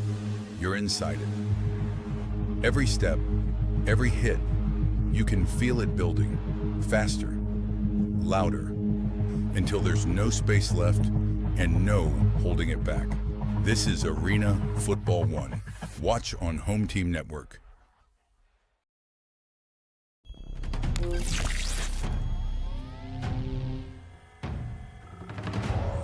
Lateral G-force dampeners engaged. 0 to 60. Burst propulsion activated. Aerobic capacity maximized. Hydraulic extension vector enabled.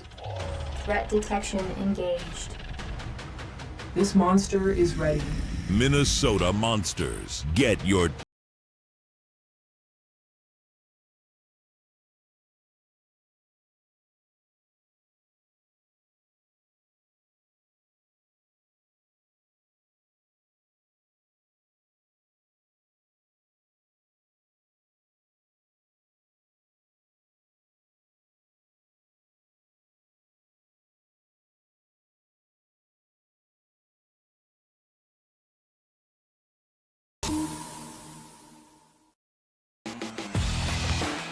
Whatever your game is, pain shouldn't stop you. At Beacon Orthopedics and Sports Medicine, we're here to help you move forward. From the sidelines to the operating room, from rehab to recovery, our team of experts provides the same world-class care trusted by the pros, so you can keep playing, working, and living without limits. Don't let pain hold you back. Schedule your appointment today at beaconortho.com.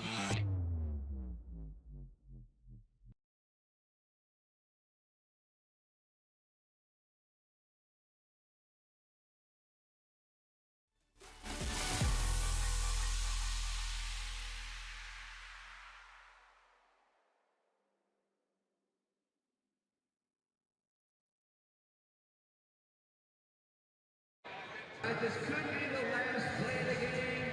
Make it a good one, coaches.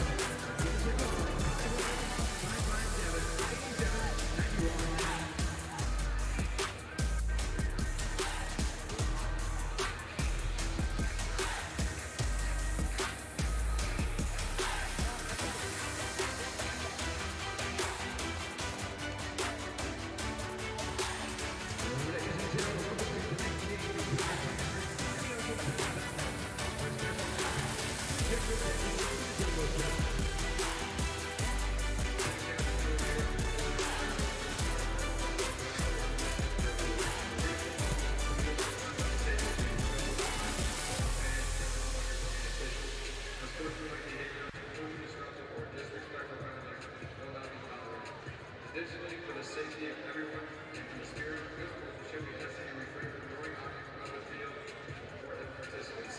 Some behavior can cause serious injuries. Any quick interventions to get more comfortable we take a good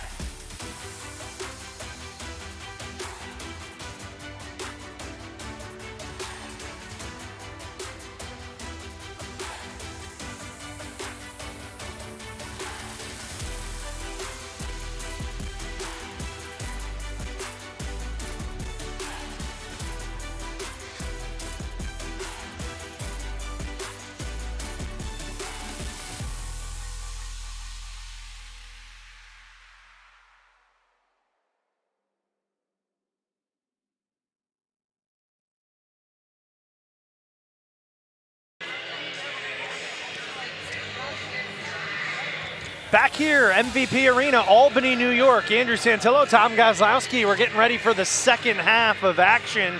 Undefeated Albany Firebirds lead the Oceanside Bombers 30-23. But guys, it was not Albany dominating that first half. Oceanside led for the majority of it until a big stop at the goal line by the Albany defense. A wild start to this game, back and forth, multiple touchdowns. We had touchdowns and with 2 touchdowns in 3 plays, a crazy amount of points on the board.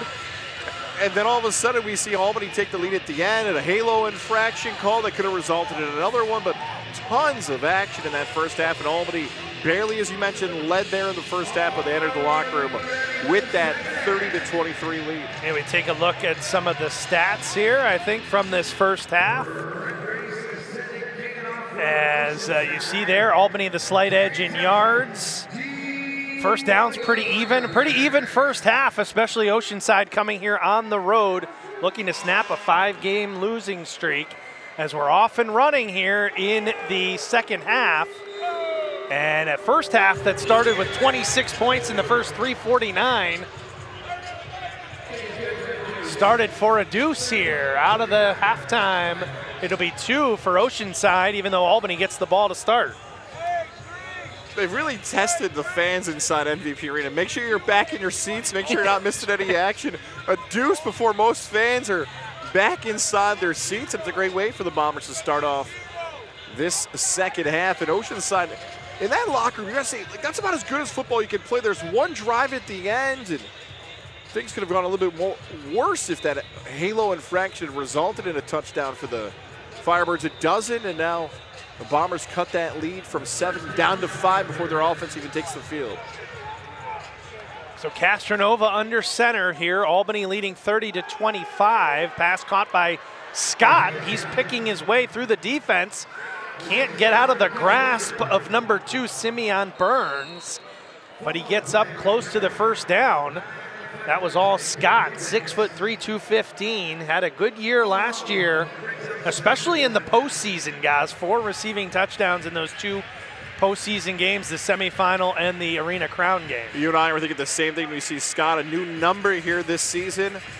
That championship game in particular. I mean, Sam Castronova walks away in that game MVP, but for about 4 quarters, it felt like Scott was going to win the MVP to bring home that championship. Townsend, the motion man. They're going to hand it off with Zacher, and Zacher gets the first down. The 6'2", 300-pound offensive lineman who was a rookie last year and actually missed the playoff run with an injury, takes the dive, and I wouldn't want to try to have to tackle Joshua Zacher. I wouldn't either, and it feels like Zacher's getting a little bit more comfortable in that backfield too. There's going to be a moment this season where he gets in the open field, and he's got some space in front of him. You mentioned difficult to tackle. You get a little steam on Zacher, it's going to be even tougher to take down big 6'9" out of the backfield. Looking for the play clock to reset. Castronova's pointing at it. It had 0 on it, so they reset it. It was already down to 0. Now Townsend is the motion man. Castronova takes the snap. Castronova has time, spins away, sits in the pocket, still sitting there. Now he delivers down the field into the end zone. Touchdown! It's Darian Townsend for 6. And says, don't sleep on me. Have a little action behind the play here as we see some Albany Firebird players still talking. It's Isaiah Hardy in the back of the action, but it's Jordan Baker too, who was locked up with a few of those offensive linemen, including Hardy, who continues to look at his protection for the offensive line though. Look, 1 Mississippi, 2 Mississippi, what is it, 7 Mississippi? Oh, that's why. And there it is. Yeah, that's why. Baker came in with a hit on Castronova, even though there was no penalty called and the touchdown counts to Townsend. I think the offensive linemen were a little unhappy with that shot taken by the MVP, or taken on the MVP, Sam Castronova. Townsend will hold this extra point. He one-handed that. The kick was up from Bird, and it's blocked. bouncing around. It comes to the arms of Simeon Burns, and Burns is tackled right around midfield. So it will be no good. But the touchdown from Castronova to Townsend puts Albany at its biggest lead of this game. It's 11, 36-25, AF1 football on HTN. This is Arena Football 1. Welcome to the fastest game on turf. The ball never dies. This is what AF1 is all about. You want soft? Let's go! Wrong building. Hits like that only happen in Arena Football 1. Walls. There's no escape on this field. Speed. To the house. Impact. This is why you tune in. This game doesn't slow down. It closes in. Because in here, the ball never dies. This is not just football. This is speed, intensity, and non-stop action. Welcome to Arena Football 1, where the field is smaller, but the hits are harder, the plays are faster, and every second counts. High-scoring battles, electric atmospheres, and athletes pushing the limit on every snap. No breaks, no mercy. Just football at full throttle. This is where legends ride, and the game never slows down. Arena Football.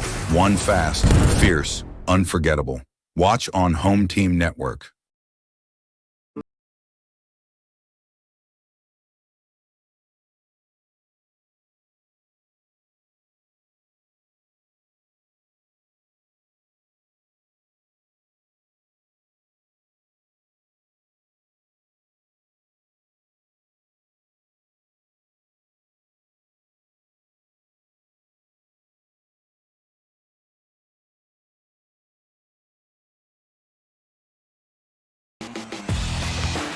Whatever your game is, pain shouldn't stop you. At Beacon Orthopedics and Sports Medicine, we're here to help you move forward. From the sidelines to the operating room, from rehab to recovery, our team of experts provides the same world-class care trusted by the pros, so you can keep playing, working, and living without limits. Don't let pain hold you back. Schedule your appointment today at beaconortho.com.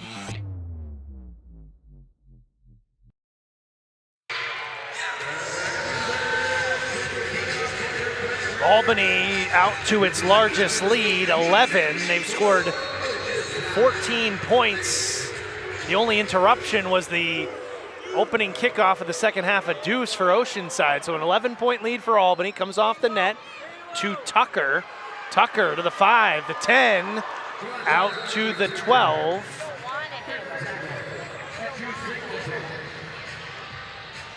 And that's where Oceanside will start here in this second half. Guys, the Bombers got off to such a great start, right? 3 drives, 3 touchdowns. However, their 4th drive, they got down to the 1-yard line, and that's where things stalled out. 4 stops by the Firebirds. Rudy Johnson, 3 carries and a pass. Coaching staff for the Bombers looking for a penalty. They don't get it. The whole game swung from there. The lead evaporates as Albany takes it back in the final score of the first half. We'll see what this offense can do now. And Tucker, who got hit on that kick return, is now on the sideline. That pass is up. It's intercepted. Marcus Smith picks it off. First turnover of this game. And Smith inside the 20. And Albany's got the football back, and it's been Marcus Smith. And Coach Ware, we talked to him last time we saw him a couple weeks ago here at home, had 2 picks. Coach Ware says he's always studying the film, a film junkie, and he saw that pass from Johnson, stepped right up and picked it off. You can't tell if Brooks just lost his footing or just didn't think the ball was going to be there. I don't want to say gave up on the route, but usually you see a player make at least a play with the ball in the air. Smith makes the play, swings it back, but when Tucker's not on the field, what an impact. Because one play off the field, the receiver doesn't look for the ball or fights for it, and Albany gets the ball back that quick. League leading 5th interception of the year for Marcus Smith.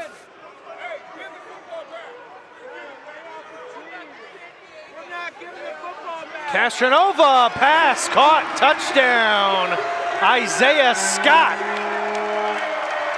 And Castronova to Scott for 6. What's happened to the Bombers all of a sudden? Back-to-back plays. whether it's fatigue and a flag just comes after that play, but look at the Bombers here. Some guys kind of on their back foot here. Looking at the snap count. We'll watch it after the snap. It just Watson almost confused by the official there. Guys out of the state. Again, you don't know if it was just a sound by Castronova that threw off the defense, but the effort and the run to the football not there from the Bombers After the play, ruling on the field, touchdown. After the play, unsportsmanlike conduct, 65, Albany. And 65, Isaiah Hardy, who's been jawing a bit here, gets a flag. He hasn't stopped since that hit on Castronova. He was going behind the boards. He almost came through the broadcast, as we're not too far from the Firebird bench.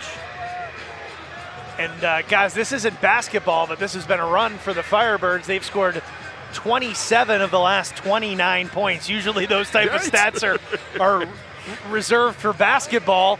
Oceanside had that deuce to start the second half, but they can't slow down the Albany offense, which was trailing 23-15, and now they lead 42-25 with the extra point pending. MVP Arena, home of the Firebirds, also the Siena Saints basketball team who played in the NCAA tournament. Kick is up, and it's off the left upright, and about a dozen rows into the crowd. And so with 10:29 to go here in the third quarter, it's Albany 42, Oceanside 25. So Albany has opened this thing up. As we said, they've scored 27 of the last 29 points to bridge the first half and the second half. And Isaiah Hardy is still, as you can see on your screen there, he's still upset. Coach Ware talking to the officials, but 65 Hardy, that has been happening all the way through. And look, there's a line to motivate your teammates, and there's a line to motivate what's going on, but Coach Cisse and Hardy having a different attitude right here. Hardy absolutely fired up, and Coach Cisse is known to get fired up as well, but he's kind of staying cool in this scenario. Hardy, a veteran all-arena team selection a year ago for the Firebirds on an offensive line that you rarely see this in this type of league, where all four guys come back from the offensive line from a week ago, and now the flag, another flag flies. He was yelling at the official here, Hardy, behind us here. That might. I don't think they're going to Colby Bird, but Bird was standing there as well. They just weren't letting up. That might be it. Unsportsmanlike conduct, 65, Albany. That is his second unsportsmanlike. He's been disqualified from the game.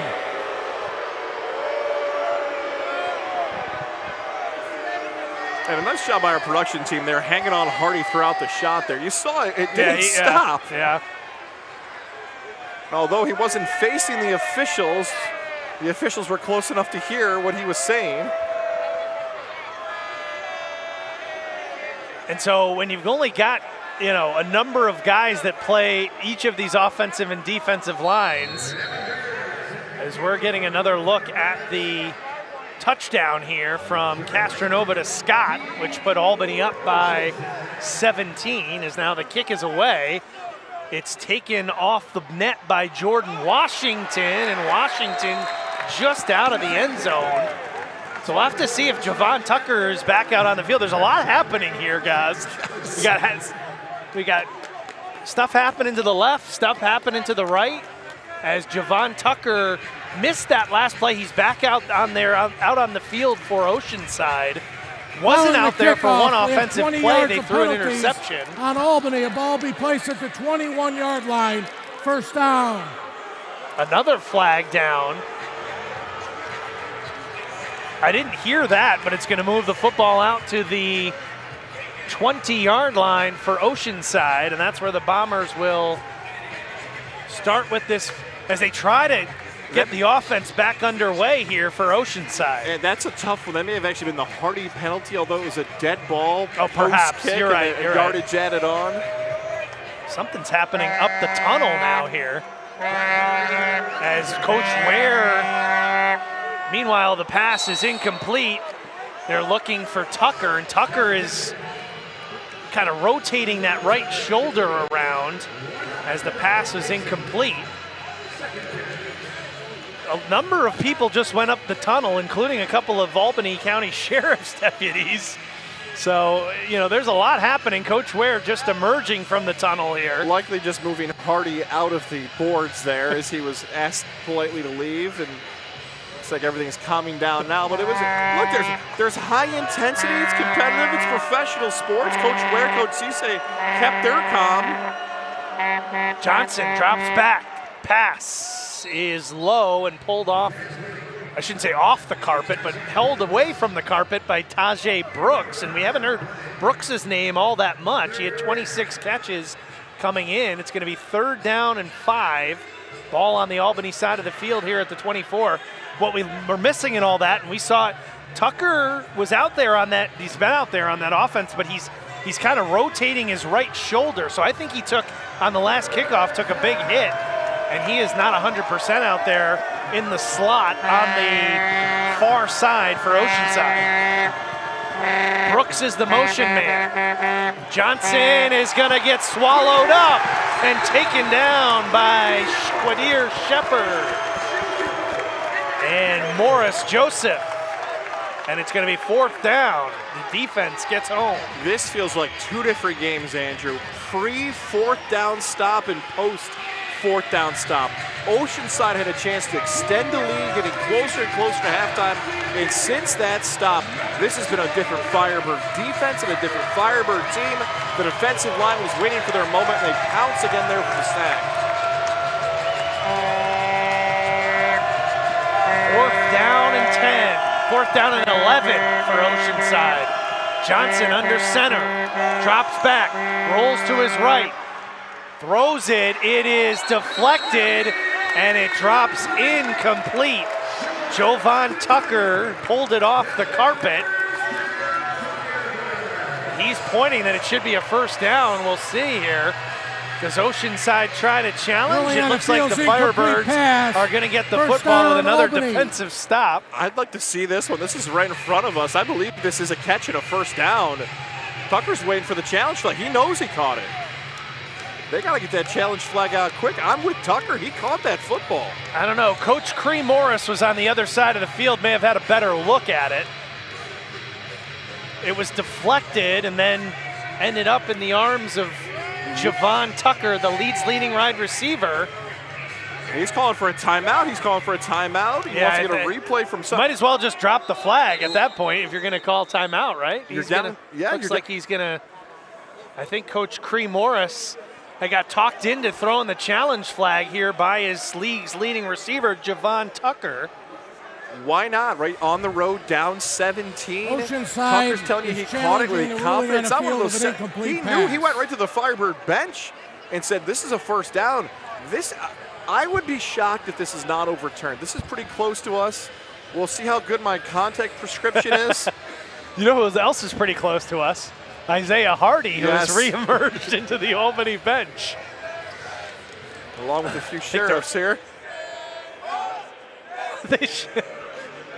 Unrelated, I think. Semi-unrelated. Yes. So Coach Cree Morris drops the challenge flag.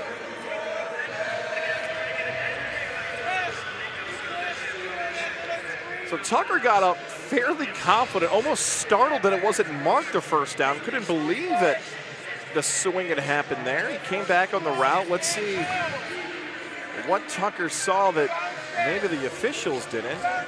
Well, this should be a pretty good look at it here as watch this pass went off the hand of Marcus Smith right there.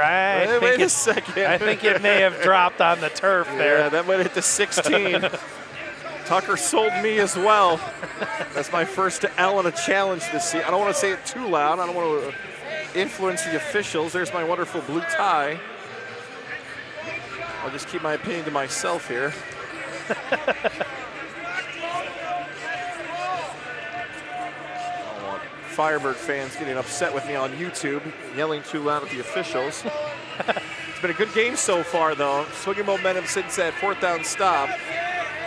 Well, you mentioned it's been almost a completely different game. One play into the 2nd quarter, Oceanside led 23-15, and they have not scored a touchdown since that first play of the second quarter. Coach Cree Morris said, we have to play a perfect game here on the road to beat Albany. Through the first 15 minutes and 27 seconds, they were playing a pretty close to perfect game with an 8-point lead. And since then, as you mentioned, it's been a different ball game. And even those play calls at the goal line, Johnson would be so efficient getting in. Just no handoff, trying to find the right spot, a big enough body. Albany's defense stepped up and made the plays. And since then, it's been all Firebirds. Another look at this one. I'm going to stay quiet as the officials will look at this. Andrew, you can say whatever you want. Marcus Smith. Yeah, I mean, is that enough? If that's the best look we have, and I know the referees have a few different looks here from cameras across this arena, but it looks like the nose of the football potentially hit the 16. Yeah, I think so.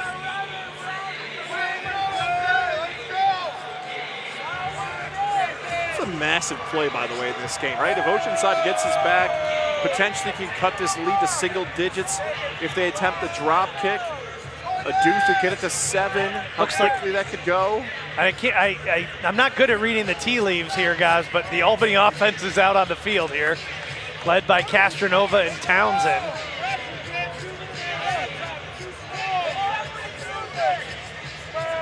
Getting another look. This is the one look that we have from our camera. And again, you see Marcus Smith's right hand touches it there, and does the ball hit the turf before it's picked up by Javon Tucker. And it's tough to see because Marcus Smith's body is right now blocking the football. I think 2 frames after, here we go.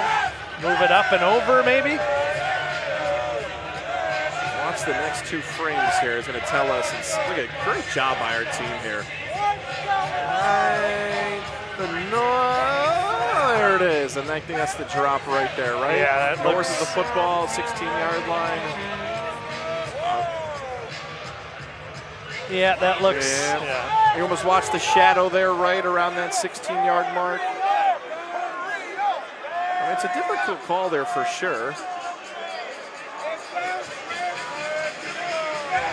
Referees, give them credit. They're taking every look at this to try to get it correct here. 7:24 to go in the third quarter, midway through this third. I gotta admit, the longer the challenge goes, the less confident I feel that it's an incomplete pass. You know, the longer it goes a bit, you'd say, okay, incomplete and moving. So I'm gonna stick with incomplete, though. I'm gonna go with that. Are you leaning any way towards this? I think it's incomplete. And my initial instinct was the referees were there. They called incomplete. It looks like it's incomplete. It looks like the hands are not underneath the ball. And the tough part about this is, why was Tucker so confident? You know, if he knew it bounced on the 16, he's not getting up and telling these guys. And Tucker's confidence is what's odd about this, because he would have known that bump to 16. Maybe some wide receivers. Is there a white glove here? Right there, yep, right. You see it kind of take that bounce in the next couple of frames. Officials are watching this, right? Great job by our team. Fantastic job. Zooming in.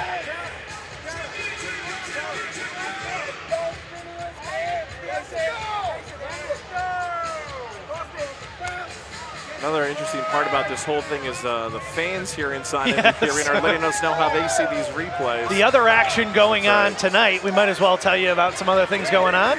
Kentucky at Minnesota. That game's on Vice. Washington and Oregon, a 9 o'clock start. So those are the other 2 games. 3 games going on here this evening. After further review, the ruling on the field is confirmed. The ball touched the ground prior to the ball being caught.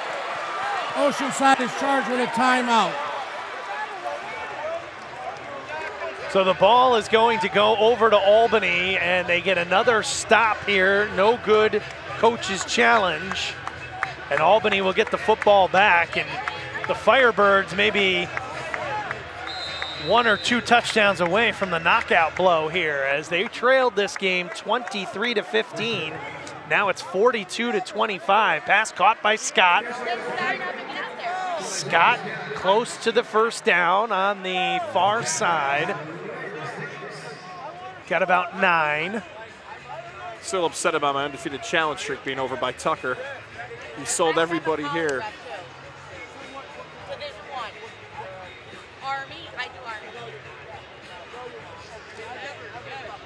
So, no, they gave him the first down there, I think. I thought that was going to be short of the line to gain. They're going to say, oh, no, they're going to say it's second down. Bring it back here. That's right. All right. Bring it back, 2nd and short. Castronova puts Scott in motion. Looks that way, now looks into the end zone, has all kinds of time. Rolls to his right, delivers for the touchdown. It's Hall in the back of the end zone, and how about this for a debut? Guys, he's got the hat trick, 3 receiving touchdowns for Hall. Wonderful job by Castronova and Hall, but that's about the 2nd time in this second half. Can the offensive line get a touchdown? Andrew, you said it. He's got all day back here. 3 Mississippi, 4 Mississippi, 5 Mississippi, 6 Mississippi, 7? That's incredible. You don't get that much time in a pocket AF1 action. Castronova had all day. The defenders can only hang on for so long. I think Sam's impressed by his O-line with a look like that. Well, I think a touchdown, a lot of time. Can a high five? Barely broke a sweat. Playing without one of the offensive linemen. And they score another touchdown, 6th passing touchdown for Sam Castronova. He also has a rushing touchdown. This kick is up from Evan Bird, and it is good. And with 6:01 to go in the 3rd quarter, it is all Albany. Firebirds lead it 49-25. You're watching AF1 football on a Saturday night, HTN. You want soft? Over the boards he goes. Wrong building. It is a touchdown. This is Arena Football 1. Walls, speed, impact. This game doesn't slow down. Touchdown, Wildcat! It closes in. 8 men, nowhere to run. Hockey speed, football violence. Don't blink, because in here, the ball never dies. Watch Arena Football 1 live all weekend long. This is Arena Football 1. Welcome to the fastest game on turf. The ball never dies. This is what AF1 is all about. You want soft? Let's go! Wrong building. Hits like that only happen in Arena Football 1. Walls. There's no escape on this field. Speed. To the house. Impact. This is why you tune in. This game doesn't slow down. It closes in. Because in here, the ball never dies. So my very fondest memory at an Abby's came in high school after we won a state championship in basketball, a moment we'll never forget. The very first thing we did, celebrated across the street at Abby's. And for us to just enjoy and savor the season and what we accomplished there, and that pizza became synonymous with this championship memory. It was great to have some of those just foundational, traditional spots that we can all go to and enjoy a great time.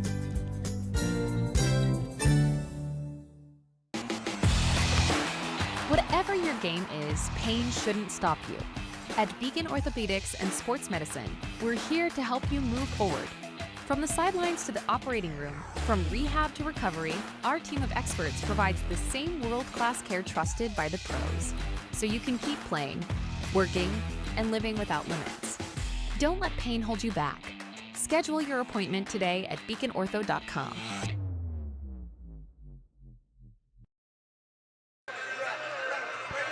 Albany has expanded its lead. It's 49-25. This was a game that Oceanside led by 8 points at the start of the 2nd quarter. Now Albany up by 24 points. Bird with the kick. That looked like it was coming at us. It goes into the stands. It did there for a second.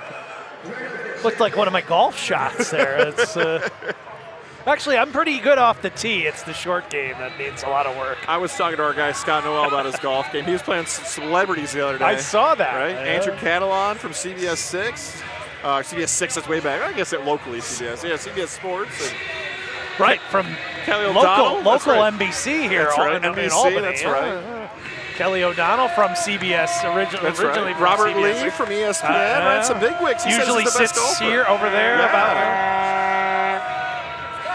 First and 10 for Oceanside. The Bombers trying to get something going here offensively. Have not scored a touchdown since that first play of the second quarter. Johnson, pass caught by Tucker, and Tucker, who is not 100% again, he is grimacing as he gets up. The pass to the Albany 21-yard line, pickup of 8. It's discouraging in some ways to see now Tucker banged up, and in some ways to say, look, you want to always look at an opponent and say, can we slow down their best guy? They have, but man, when he's at 100%, it's been a pleasure to watch. He's one of, if not the best players in the league but he has not been the same player since that kickoff you mentioned earlier in the half. He's lined up on the far side. It's Strange who's the motion man. They're going to throw it his way, and it's in and out of the hands of Vincent Strange. It drops incomplete. It's going to be 3rd and short. Well, we talked about this Albany defense, guys. They had an interception on the last drive. They gave up 23 points pretty quickly, but Oceanside has only scored a deuce since then. It's a defense that's second best in terms of points against, behind only Nashville, 34 points per game. Those two teams have not seen each other yet this season, Albany and Nashville. Another issue, I think, with the play clock. They're trying to reset the play clock there. 4.5 minutes to go in this third quarter. Well, now I'm not sure what they were trying to. I thought they were trying to reset the play clock. Now they're switching out a ball here. The Bombers are looking around saying, all right, new ball.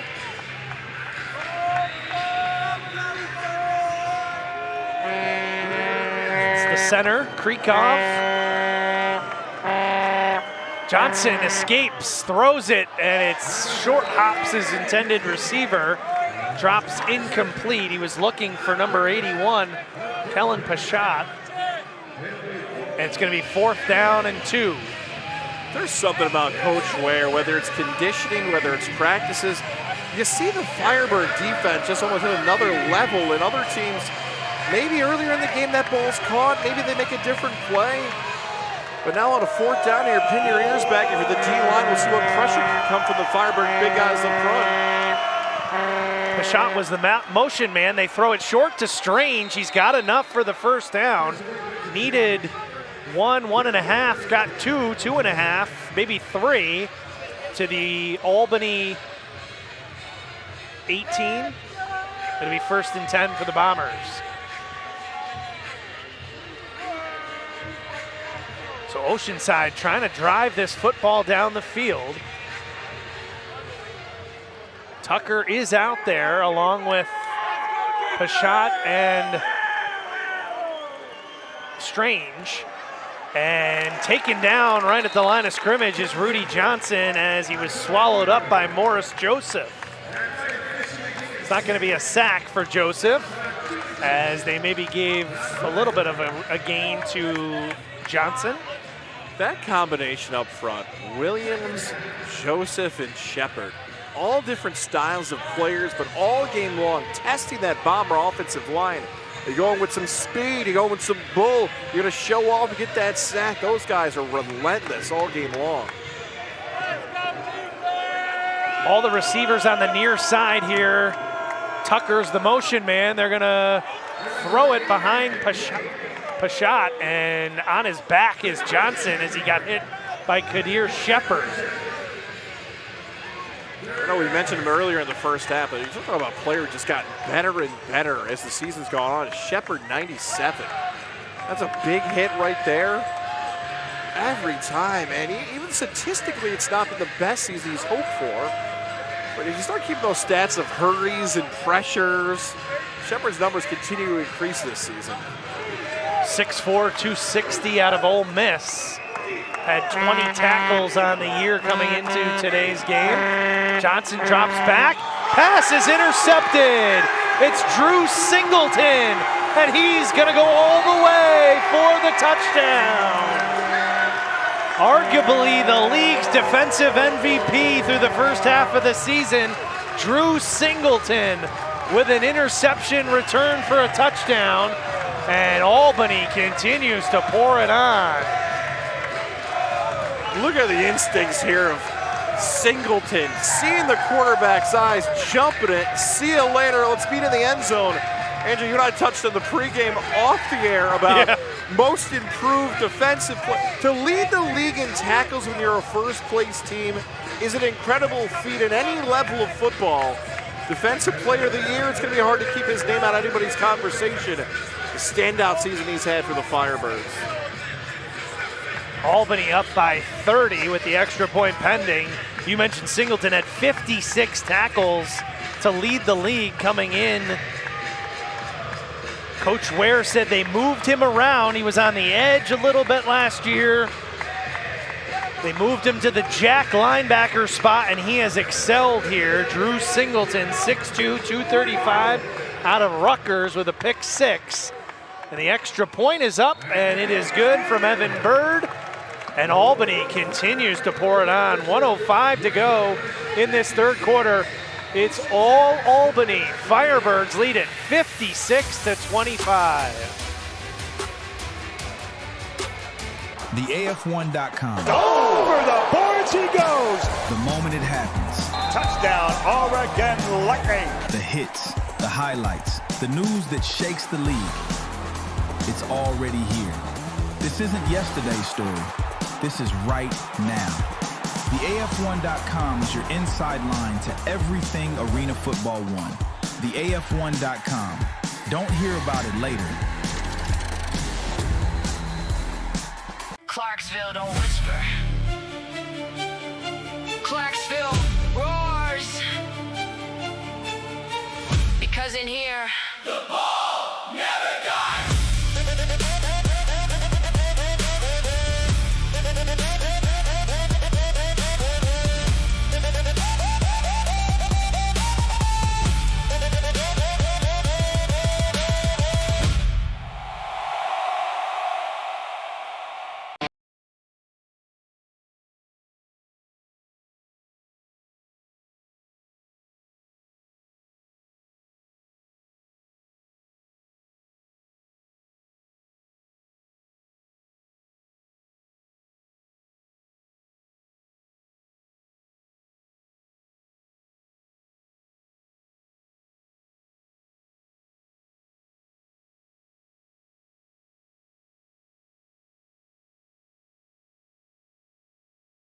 Fondest memory at an Abby's came in high school after we won a state championship in basketball, a moment we'll never forget. The very first thing we did, celebrated across the street at Abby's. And for us to just enjoy and savor the season and what we accomplished there, and that pizza became synonymous with this championship memory. It's great to have some of those just foundational, traditional spots that we can all go to and enjoy a great time.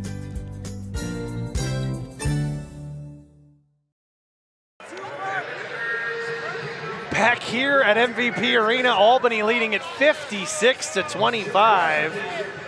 This game has turned on I would say a dime, but it's been a long time coming here since Oceanside has been able to put a touchdown on the scoreboard. First play of the second quarter.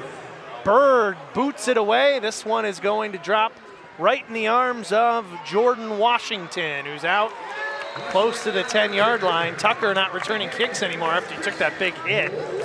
And guys, at one point it was 23-15 Oceanside. After Albany has scored we'll have a 10-yard penalty on Albany. 40 of the next 42 points here to go on this run. If you're joining us late, a completely different game from the stop at the end of the second quarter. Oceanside had a first and goal. 3 straight quarterback, we'll call it sneaks, dives. None can get converted. Fourth down, they go to the air.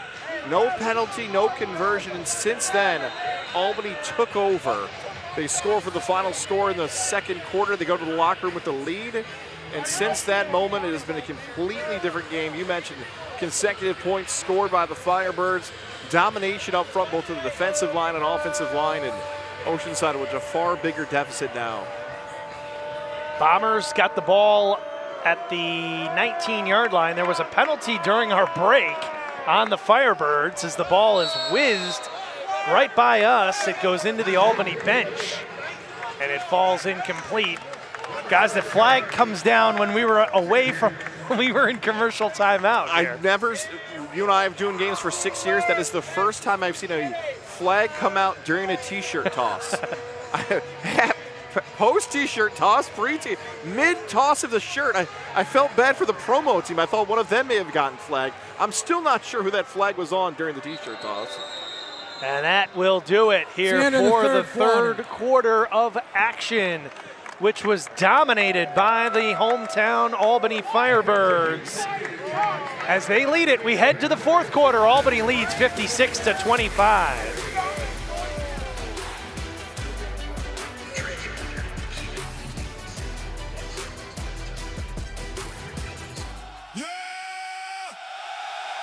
You feel that? You feel that? This that AF1. You feel that? What? Run for the city. Run. Rep your colors. Side by side. When the lights come on, we go high. AF1. The ball never dies.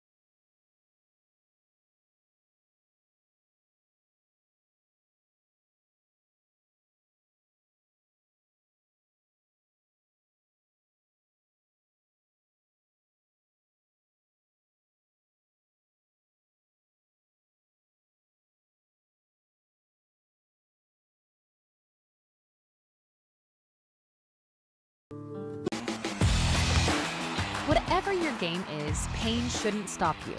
At Beacon Orthopedics and Sports Medicine, we're here to help you move forward. From the sidelines to the operating room, from rehab to recovery, our team of experts provides the same world-class care trusted by the pros, so you can keep playing, working, and living without limits. Don't let pain hold you back. Schedule your appointment today at beaconortho.com.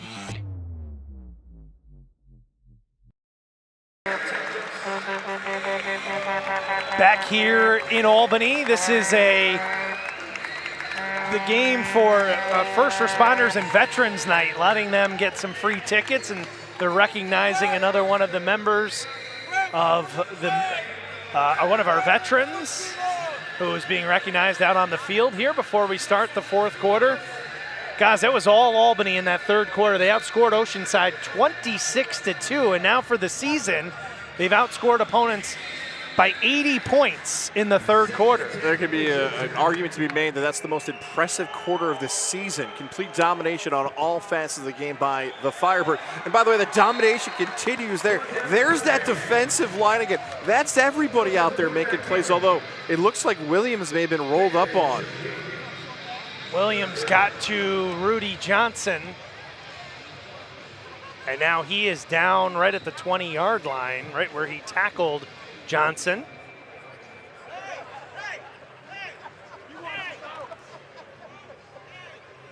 So first play of this fourth quarter, we're going to take a timeout. We'll step away. Albany in control of this one, 56-25. He's already flying. This is Arena Football 1. Full speed at the snap. The ball never dies. Man, you can't defend that speed. He's already at full speed before the snap. Blink and you miss him. You're not chasing him, you're surviving him. He's gone just like that. By the time you react, full speed, full chaos. He's gone. Because in here, the ball never dies. It starts in a quiet, empty building. And the lights come on. Suddenly, you're not watching the game. You're inside it. Every step, every hit, you can feel it building, faster, louder, until there's no space left and no holding it back. This is Arena Football 1. Watch on Home Team Network.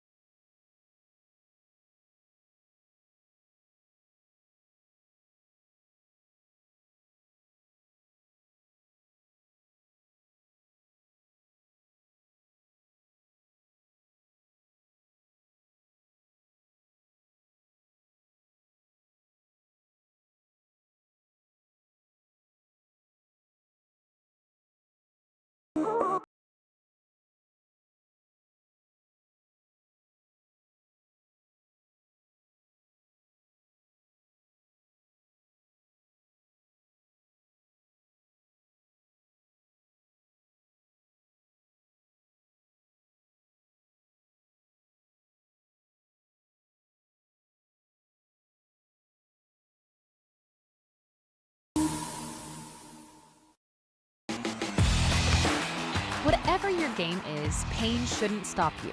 At Beacon Orthopedics and Sports Medicine, we're here to help you move forward.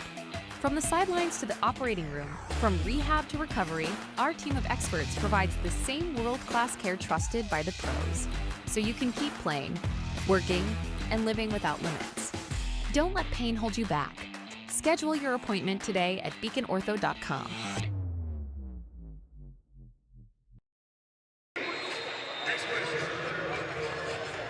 Back here, Albany fans enjoying this one. It's 56-25, Albany.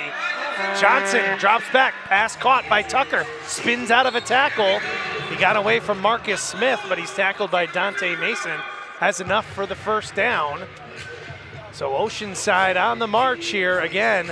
Bombers have not scored a touchdown since the first play of the second quarter, which was a rushing touchdown by Rudy Johnson. And at that time, it gave them a 23-15 lead. As you can see on your screen, a lot has changed since then. Albany's offense got going, defensive touchdown. Johnson pass, knocked away, looking for Strange. Nice defense there from the newly signed Dante Mason, who thought he had a touchdown in the first half. Makes a nice play defensively there. We've spotlighted that goal line stand almost to the end of the first half. Another massive play, and you spotted this, Andrew, that injury on special teams to Tucker. Now he's continued to play, but the speed, the explosiveness that we saw in that first and second quarter out of Tucker just hasn't been that same type of feel in the third and the fourth here. Johnson drops back, running out of time. He's got a man wide open, and it's Javon Tucker for the touchdown, his second receiving touchdown. And that's what Tucker does, guys. He's got 2 or more touchdowns now in 6 of Oceanside's 7 games. He's into the end zone, and Oceanside on the scoreboard here early in the fourth quarter. Now, it's moments after I say that it's not the same type of player who scores a touchdown, but a gingerly celebration, we'll call it. Slowly strolling along the boards there and just giving high fives and dabs. That's all right. We're going to try to drop kick this with the pro soccer goalie, Brett Reese. It's up, no good. The flag comes in.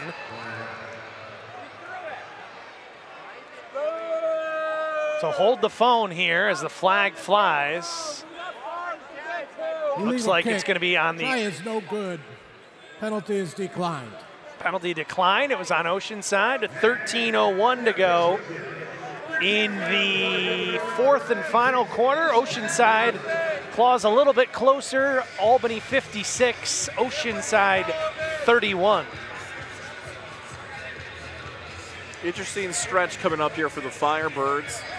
As we talk about the, right, the fourth quarter will continue to roll on. Oceanside's going to need a big comeback, but Albany's going to flip around here and play 2 games in 6 days. They've got another home game coming up on the first Friday in June, and they flip around with another one coming up. So they've got 3 games coming up in a span of less than 2 weeks. Will that be potentially the time the Firebirds suffer their first loss? Well, that remains to be seen. That along with the playoff picture.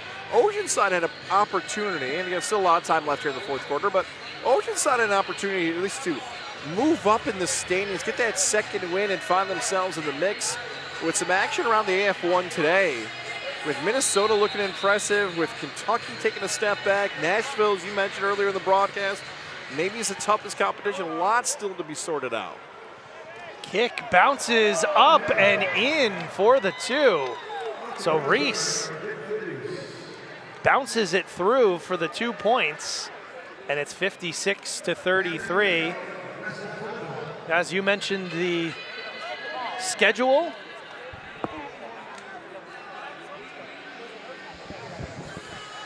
As we get a look at the replay here, watch it just bounce right on the crossbar and in for the 2 points for Brent Reese.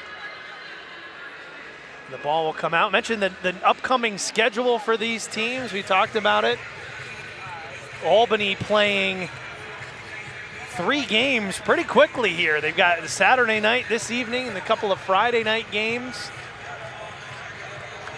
at home, which I know Coach Ware is happy to have as you take a look at our schedule there. Home against Beaumont and Michigan. Those are 2 Friday night games before a big matchup against Nashville. As Townsend caught it, fumbled it, and it's recovered by the Bombers. So we're already looking ahead here the next 3 games. But hold the phone, says Oceanside, as Townsend kind of caught that one and had it stripped away, and Oceanside recovers. Joseph Gordon right there, big 55, making the play and swinging it back to his offense. But especially in particular that Michigan game on that 12th coming up, back-to-back games, and then, boy, if you're an Arsenal fan in that most recent matchup against Albany, that was a potential upset. Albany on the road a week before the bye week, Michigan scoring late. You wonder if strategy and what you would have gone there at the end of game scenarios would have played a little difference. Oceanside, Minnesota, Washington, Beaumont. Those are 3 good games that can still potentially keep the Bombers in that playoff push. They're going to run the ball to the right side. It was that Jordan Baker, number 33, who's rushing the football. Oceanside trying to punch another one in here with 12 minutes to go in this game. I mean, we've seen crazy things happen here. I mean, this is a 25-point game, but we've seen some crazy things happen in arena football. Tucker bent over in the huddle, still kind of, he might have to come out here. I think he is coming out of the sideline here. Javon Tucker being replaced by 98 Rogers. Shywan Rogers into the game now. They're going to run the football again. They handed it off, gave it to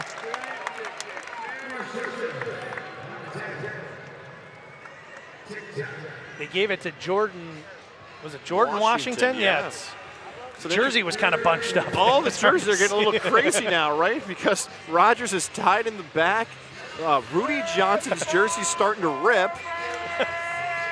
Washington's jersey's a little, that shows how impressive the defense is. When the offense's jerseys are ripping and flying, strong Firebird performance. Johnson back, rolls to his right. He's being pursued by 3 guys, and it's incomplete. Trying to throw it into the end zone. Strange Jr. was looking for a penalty in the back of the end zone. Talking about more jersey movement. His jersey left his shoulder pads. It's 4th down in the MVP arena crowd trying to get on its feet.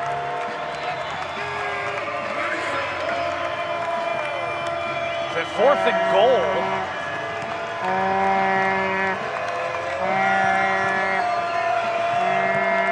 Same end zone where Oceanside was stopped in the second quarter. That was at the 1-yard line. They faked the pitch. Johnson scrambling to his left, puts it up, it's intercepted. It's Marcus Smith again.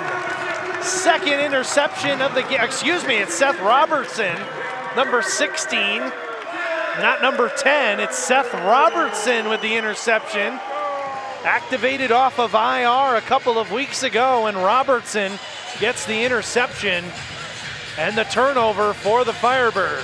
Nice coverage there by Robertson, not losing track of the man even though the quarterback's coming in your direction.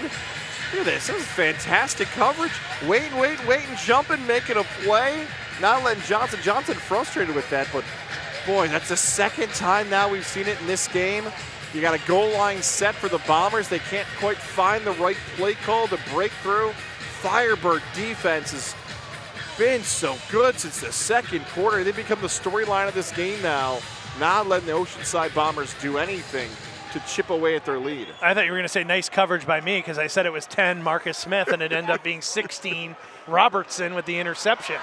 Here's a pass to Townsend coming down the far sideline. He's got a first down and more. After I missed the challenge earlier, 6s and 0s and 8s. As you get old, older people will get that reference. The 0s, 6s, and 8s get a lot tougher. And I made fun of my parents like, hey, can you read this menu for me? That joke's not as funny anymore as you get older. It actually wasn't a first down. They gave Townsend 9 up to the 14. So it'll be 2nd and 1 here. 9 minutes to go in this game. Albany up 56-33. Castronova takes his shot as he lets it go, and it's caught for the touchdown. Isaiah Scott running underneath it, and Castronova drops it in the bucket for 6. The Firebirds are flexing now, going deep, making plays like that for Scott. Castronova's helmet's off. It might stay off for the rest of the game. That might be the last throw we see out of the Supernova, the Italian Stallion, whatever you want to call him, with a man pressuring him. Pressure by 95 Robinson. It doesn't matter. Scott with the play. It might be Kolka time the next time the Firebirds get an offensive possession as they are running away with this one at home. And Kyron Beecham was in good position there. They just dropped it right in the number 8's wallet there as he catches that touchdown pass and makes it 62-33. Evan Byrd out for the extra point, and the kick is no good. 8 minutes to go in this game. Albany with a commanding 62-33 lead. You're watching AF1 football on HTN. Here we go again. That's going to leave a mark. This is Arena Football 1. This is what AF1 is all about. The ball never dies. He flipped over the wall and hung on. The wall is waiting. This is Arena Football 1. No sideline. He got lit up by the wall. That's going to leave a mark. No way out. A hit like that only happens in Arena Football 1. Because in here, the ball never dies. Off the net. This is Arena Football 1. Look out. The ball never dies. The play never stops. You better stay awake. Kick it, miss it. This game doesn't stop. Doesn't matter. Anything can happen. You think the play's over? He's got a chance off the rebound. It's not. Chaos. Off the net. Here we go again. Right back at you. Because in here, the ball never dies.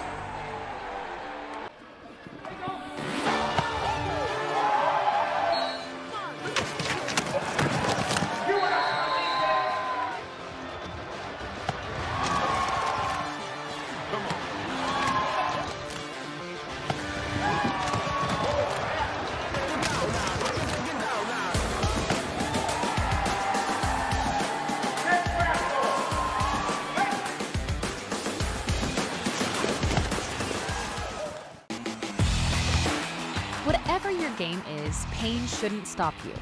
At Beacon Orthopedics and Sports Medicine, we're here to help you move forward.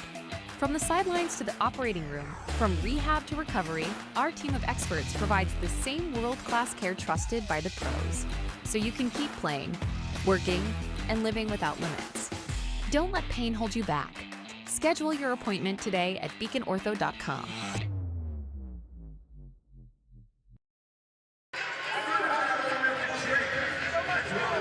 Albany leading 62-33 on its way to 7-0.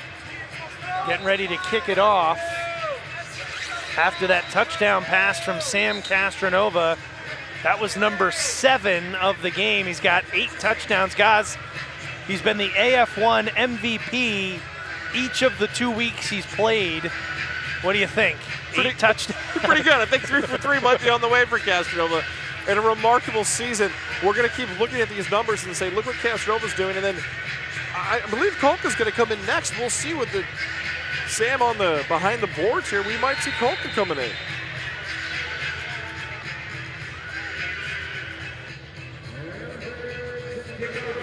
.8:16 to go in this game.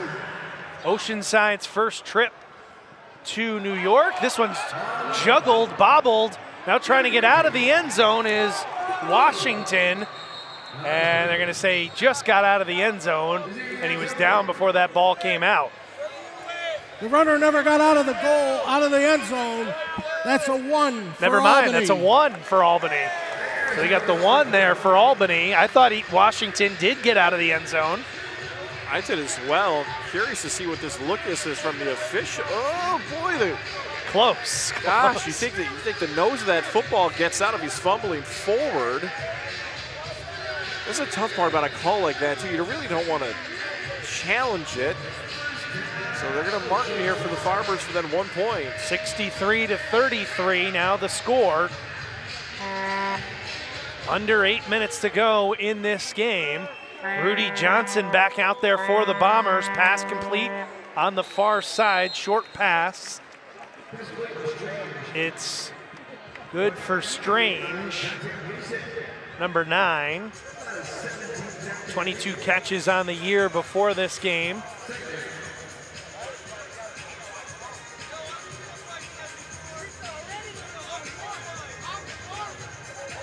Colby Burns interacting with the crowd here. He's enjoying some pizza. But you know it's a good game when the old linemen are talking to the fans and then getting to the pregame pizza or postgame pizza. Johnson pass complete to Pashat. He's got it. He's got a first down. You said pregame pizza and postgame pizza, but this was mid-game. I'm sorry. Mid-game pizza. It was mid-game. See, my broadcaster mind was not used to the mid-game pizza. What was it? It was Jets quarterback Mark Sanchez who got caught, right?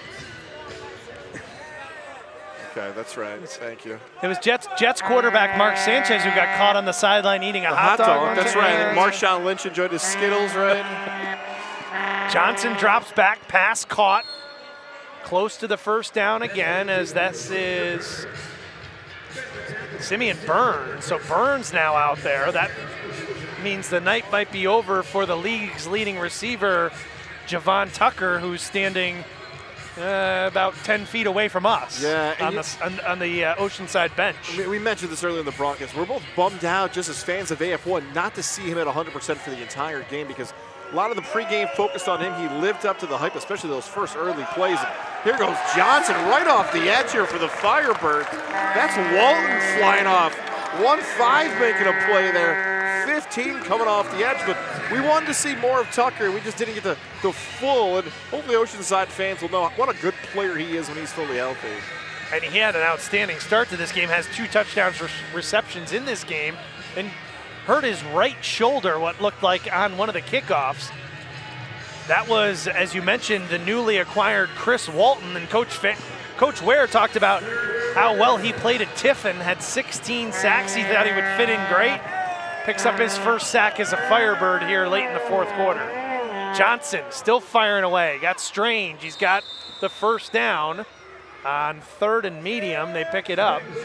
Ball goes inside the Albany 20 to the 17-yard line.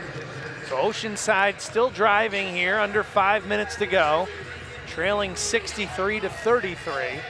Castronova's put up really good numbers today. Scott, Townsend. You look back in this game, it's going to be the guys up front. Credit to you, my friend. You mentioned this on a podcast locally. It'll be decided up front from the O-line and the D-line. This D-line completely took over, and some of those passes Castronova threw 6-7 seconds into the pocket to making those touchdown throws. Pass caught. Kellen Pashat. He's got another first down. I think it's going to be first and second. Looks like he's just short, maybe. It's going to be 2nd and inches. At the ball is at the 8-yard line.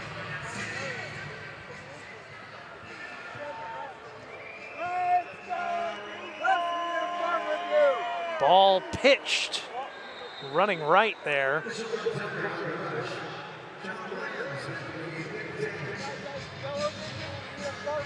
They got the first down. It'll be 1st and goal for Oceanside.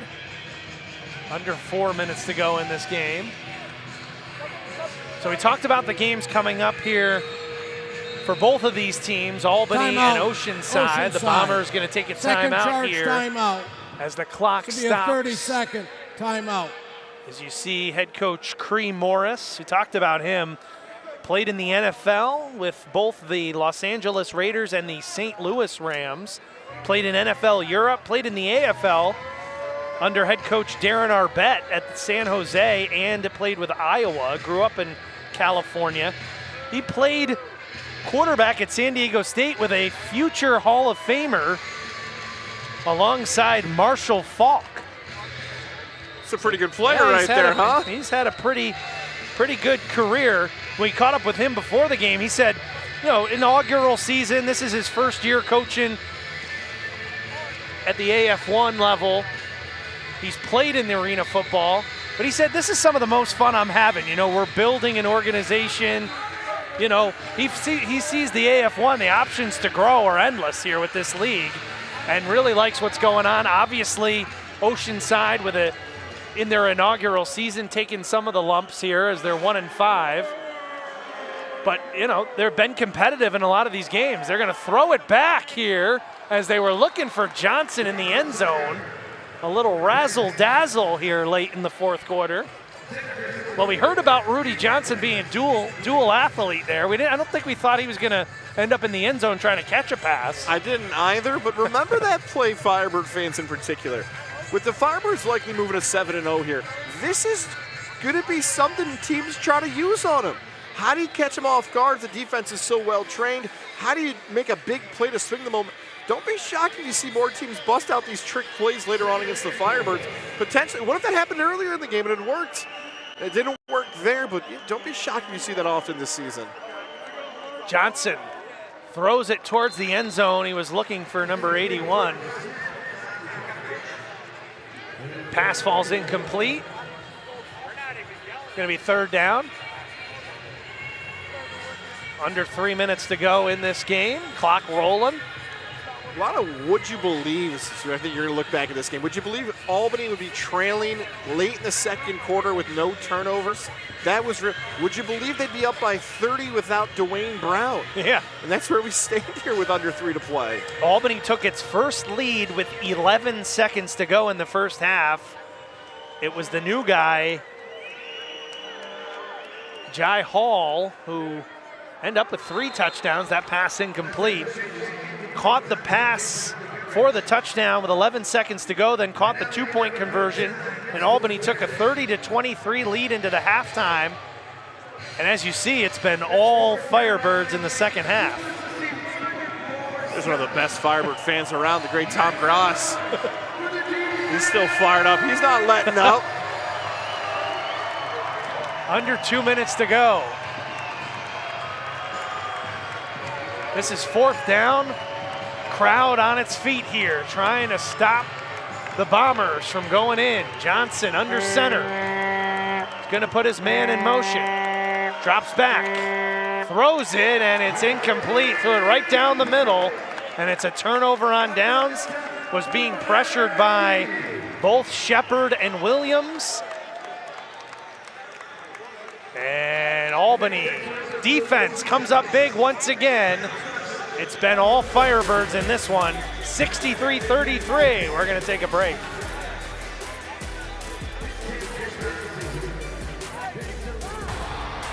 This is Arena Football 1. Welcome to the fastest game on turf. The ball never dies. This is what AF1 is all about. You want soft? Let's go! Wrong building. Hits like that only happen in Arena Football 1. Walls. There's no escape on this field. Speed. To the house. Impact. This is why you tune in. This game doesn't slow down. It closes in. Because in here, the ball never dies. Every dream starts with a chance. A chance to build something bigger than yourself, bigger than the game. For this team, this city, and every kid watching in this game. This is where it begins. Under these lights, in front of this community. Back here in Albany, Josh Kolka into the ball game, quarterback for Albany. Played the first 4 games of the year, an arena rookie, threw for 24 touchdowns in those games. As we've hit the 1-minute timeout here in the second half. So an incompletion, Josh Kolka into the ball game. Pass incomplete. We've got the 1-minute timeout here, guys, in the second half. We're going to take a timeout. 1 minute to go here in this one. Albany up 63-33. Welcome to the fastest game on turf. The scoreboard doesn't rest. This is Arena Football 1. New cities. A hit like that only happens in Arena Football 1. New chaos. This is why you tune in. New rivalries. Unbelievable. The scoreboard is on tilt. This is what AF1 is all about. Don't blink. Because in here, the ball never dies. Clarksville, don't whisper. Clarksville roars. Because in here, the ball never dies.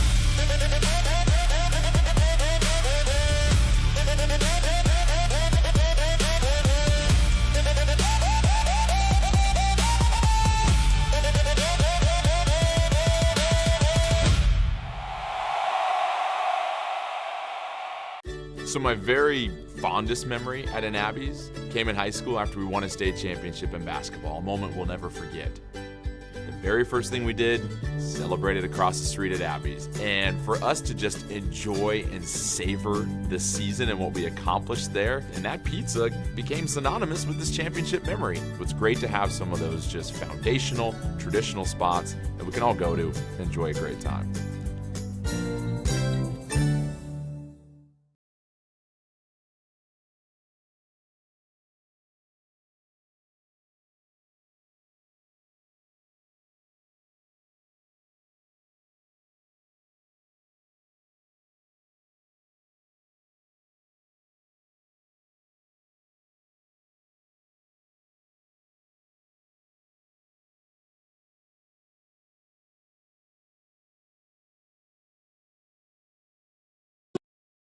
Welcome to the fastest game on turf. The scoreboard doesn't rest. This is Arena Football 1. New cities. A hit like that only happens in Arena Football 1. New chaos. This is why you tune in. New rivalries. Unbelievable. The scoreboard is on tilt. This is what AF1 is all about. Don't blink. Because in here, the ball never dies. Clarksville, don't whisper. Clarksville roars.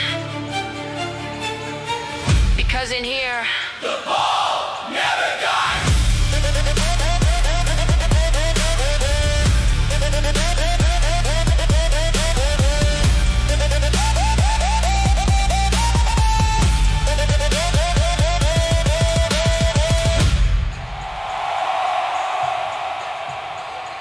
So my very fondest memory at an Abby's came in high school after we won a state championship in basketball, a moment we'll never forget. The very first thing we did, celebrated across the street at Abby's. And for us to just enjoy and savor the season and what we accomplished there, and that pizza became synonymous with this championship memory. It's great to have some of those just foundational, traditional spots that we can all go to and enjoy a great time.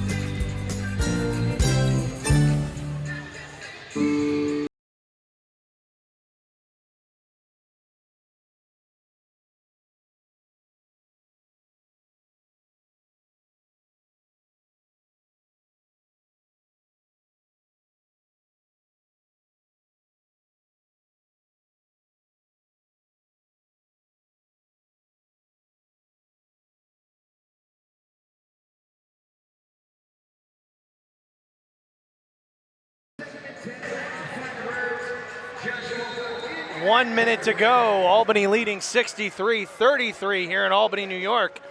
Josh Kulka into the game. His pass is caught. And that is Cameron Alves, the newly signed receiver, signed just this week.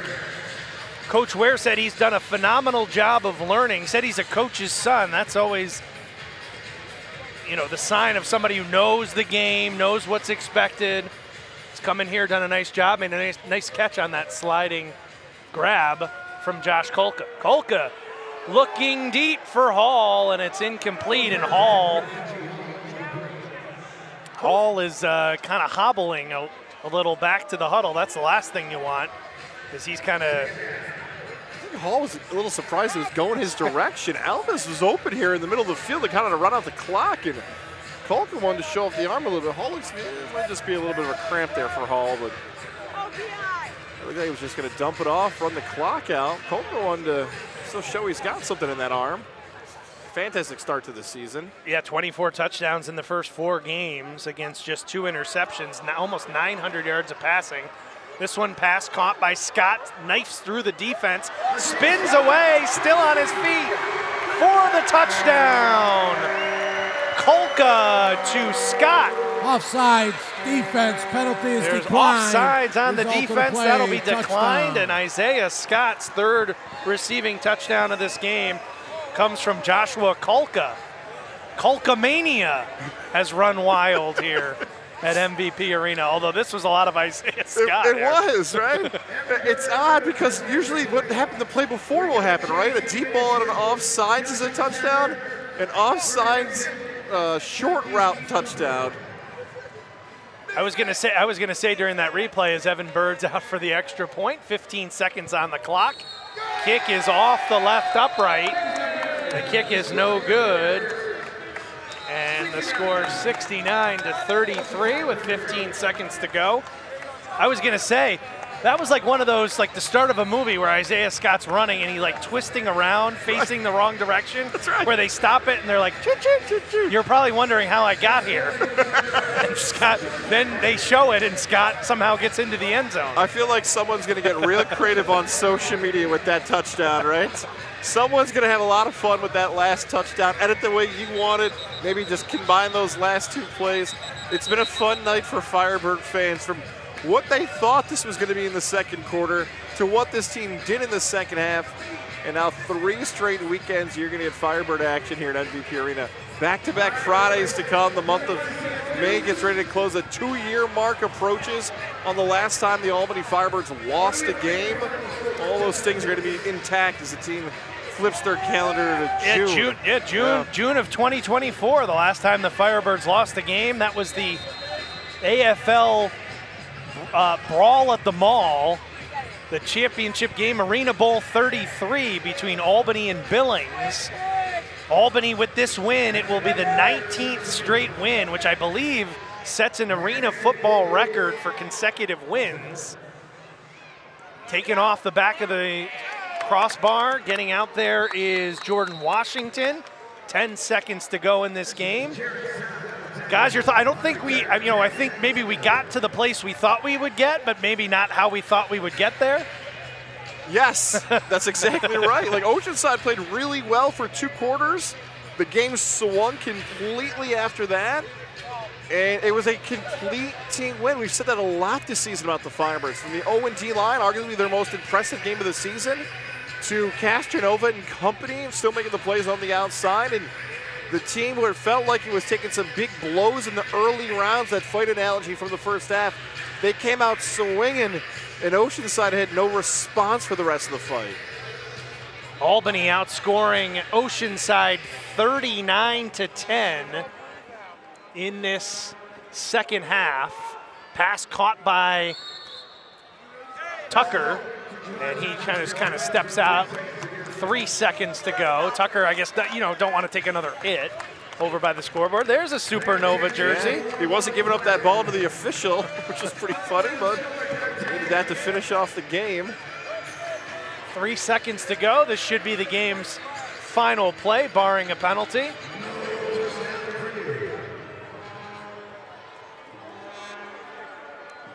Snap, Johnson throws our way, caught by Strange. Strange into the boards as Singleton and Mason finish it off. And that's the final play of this game as Albany finishes off Oceanside. 69-33 is your final score. Albany turned what was a very close game at halftime into a runaway, outscoring Oceanside 39-10 after halftime. Guys, any final thoughts before we wrap this baby up? Yeah, the top team prevails in AF1 football again. They win this one. They prep for 2 more games coming up here in back-to-back weeks. We'll see if their undefeated record stays intact.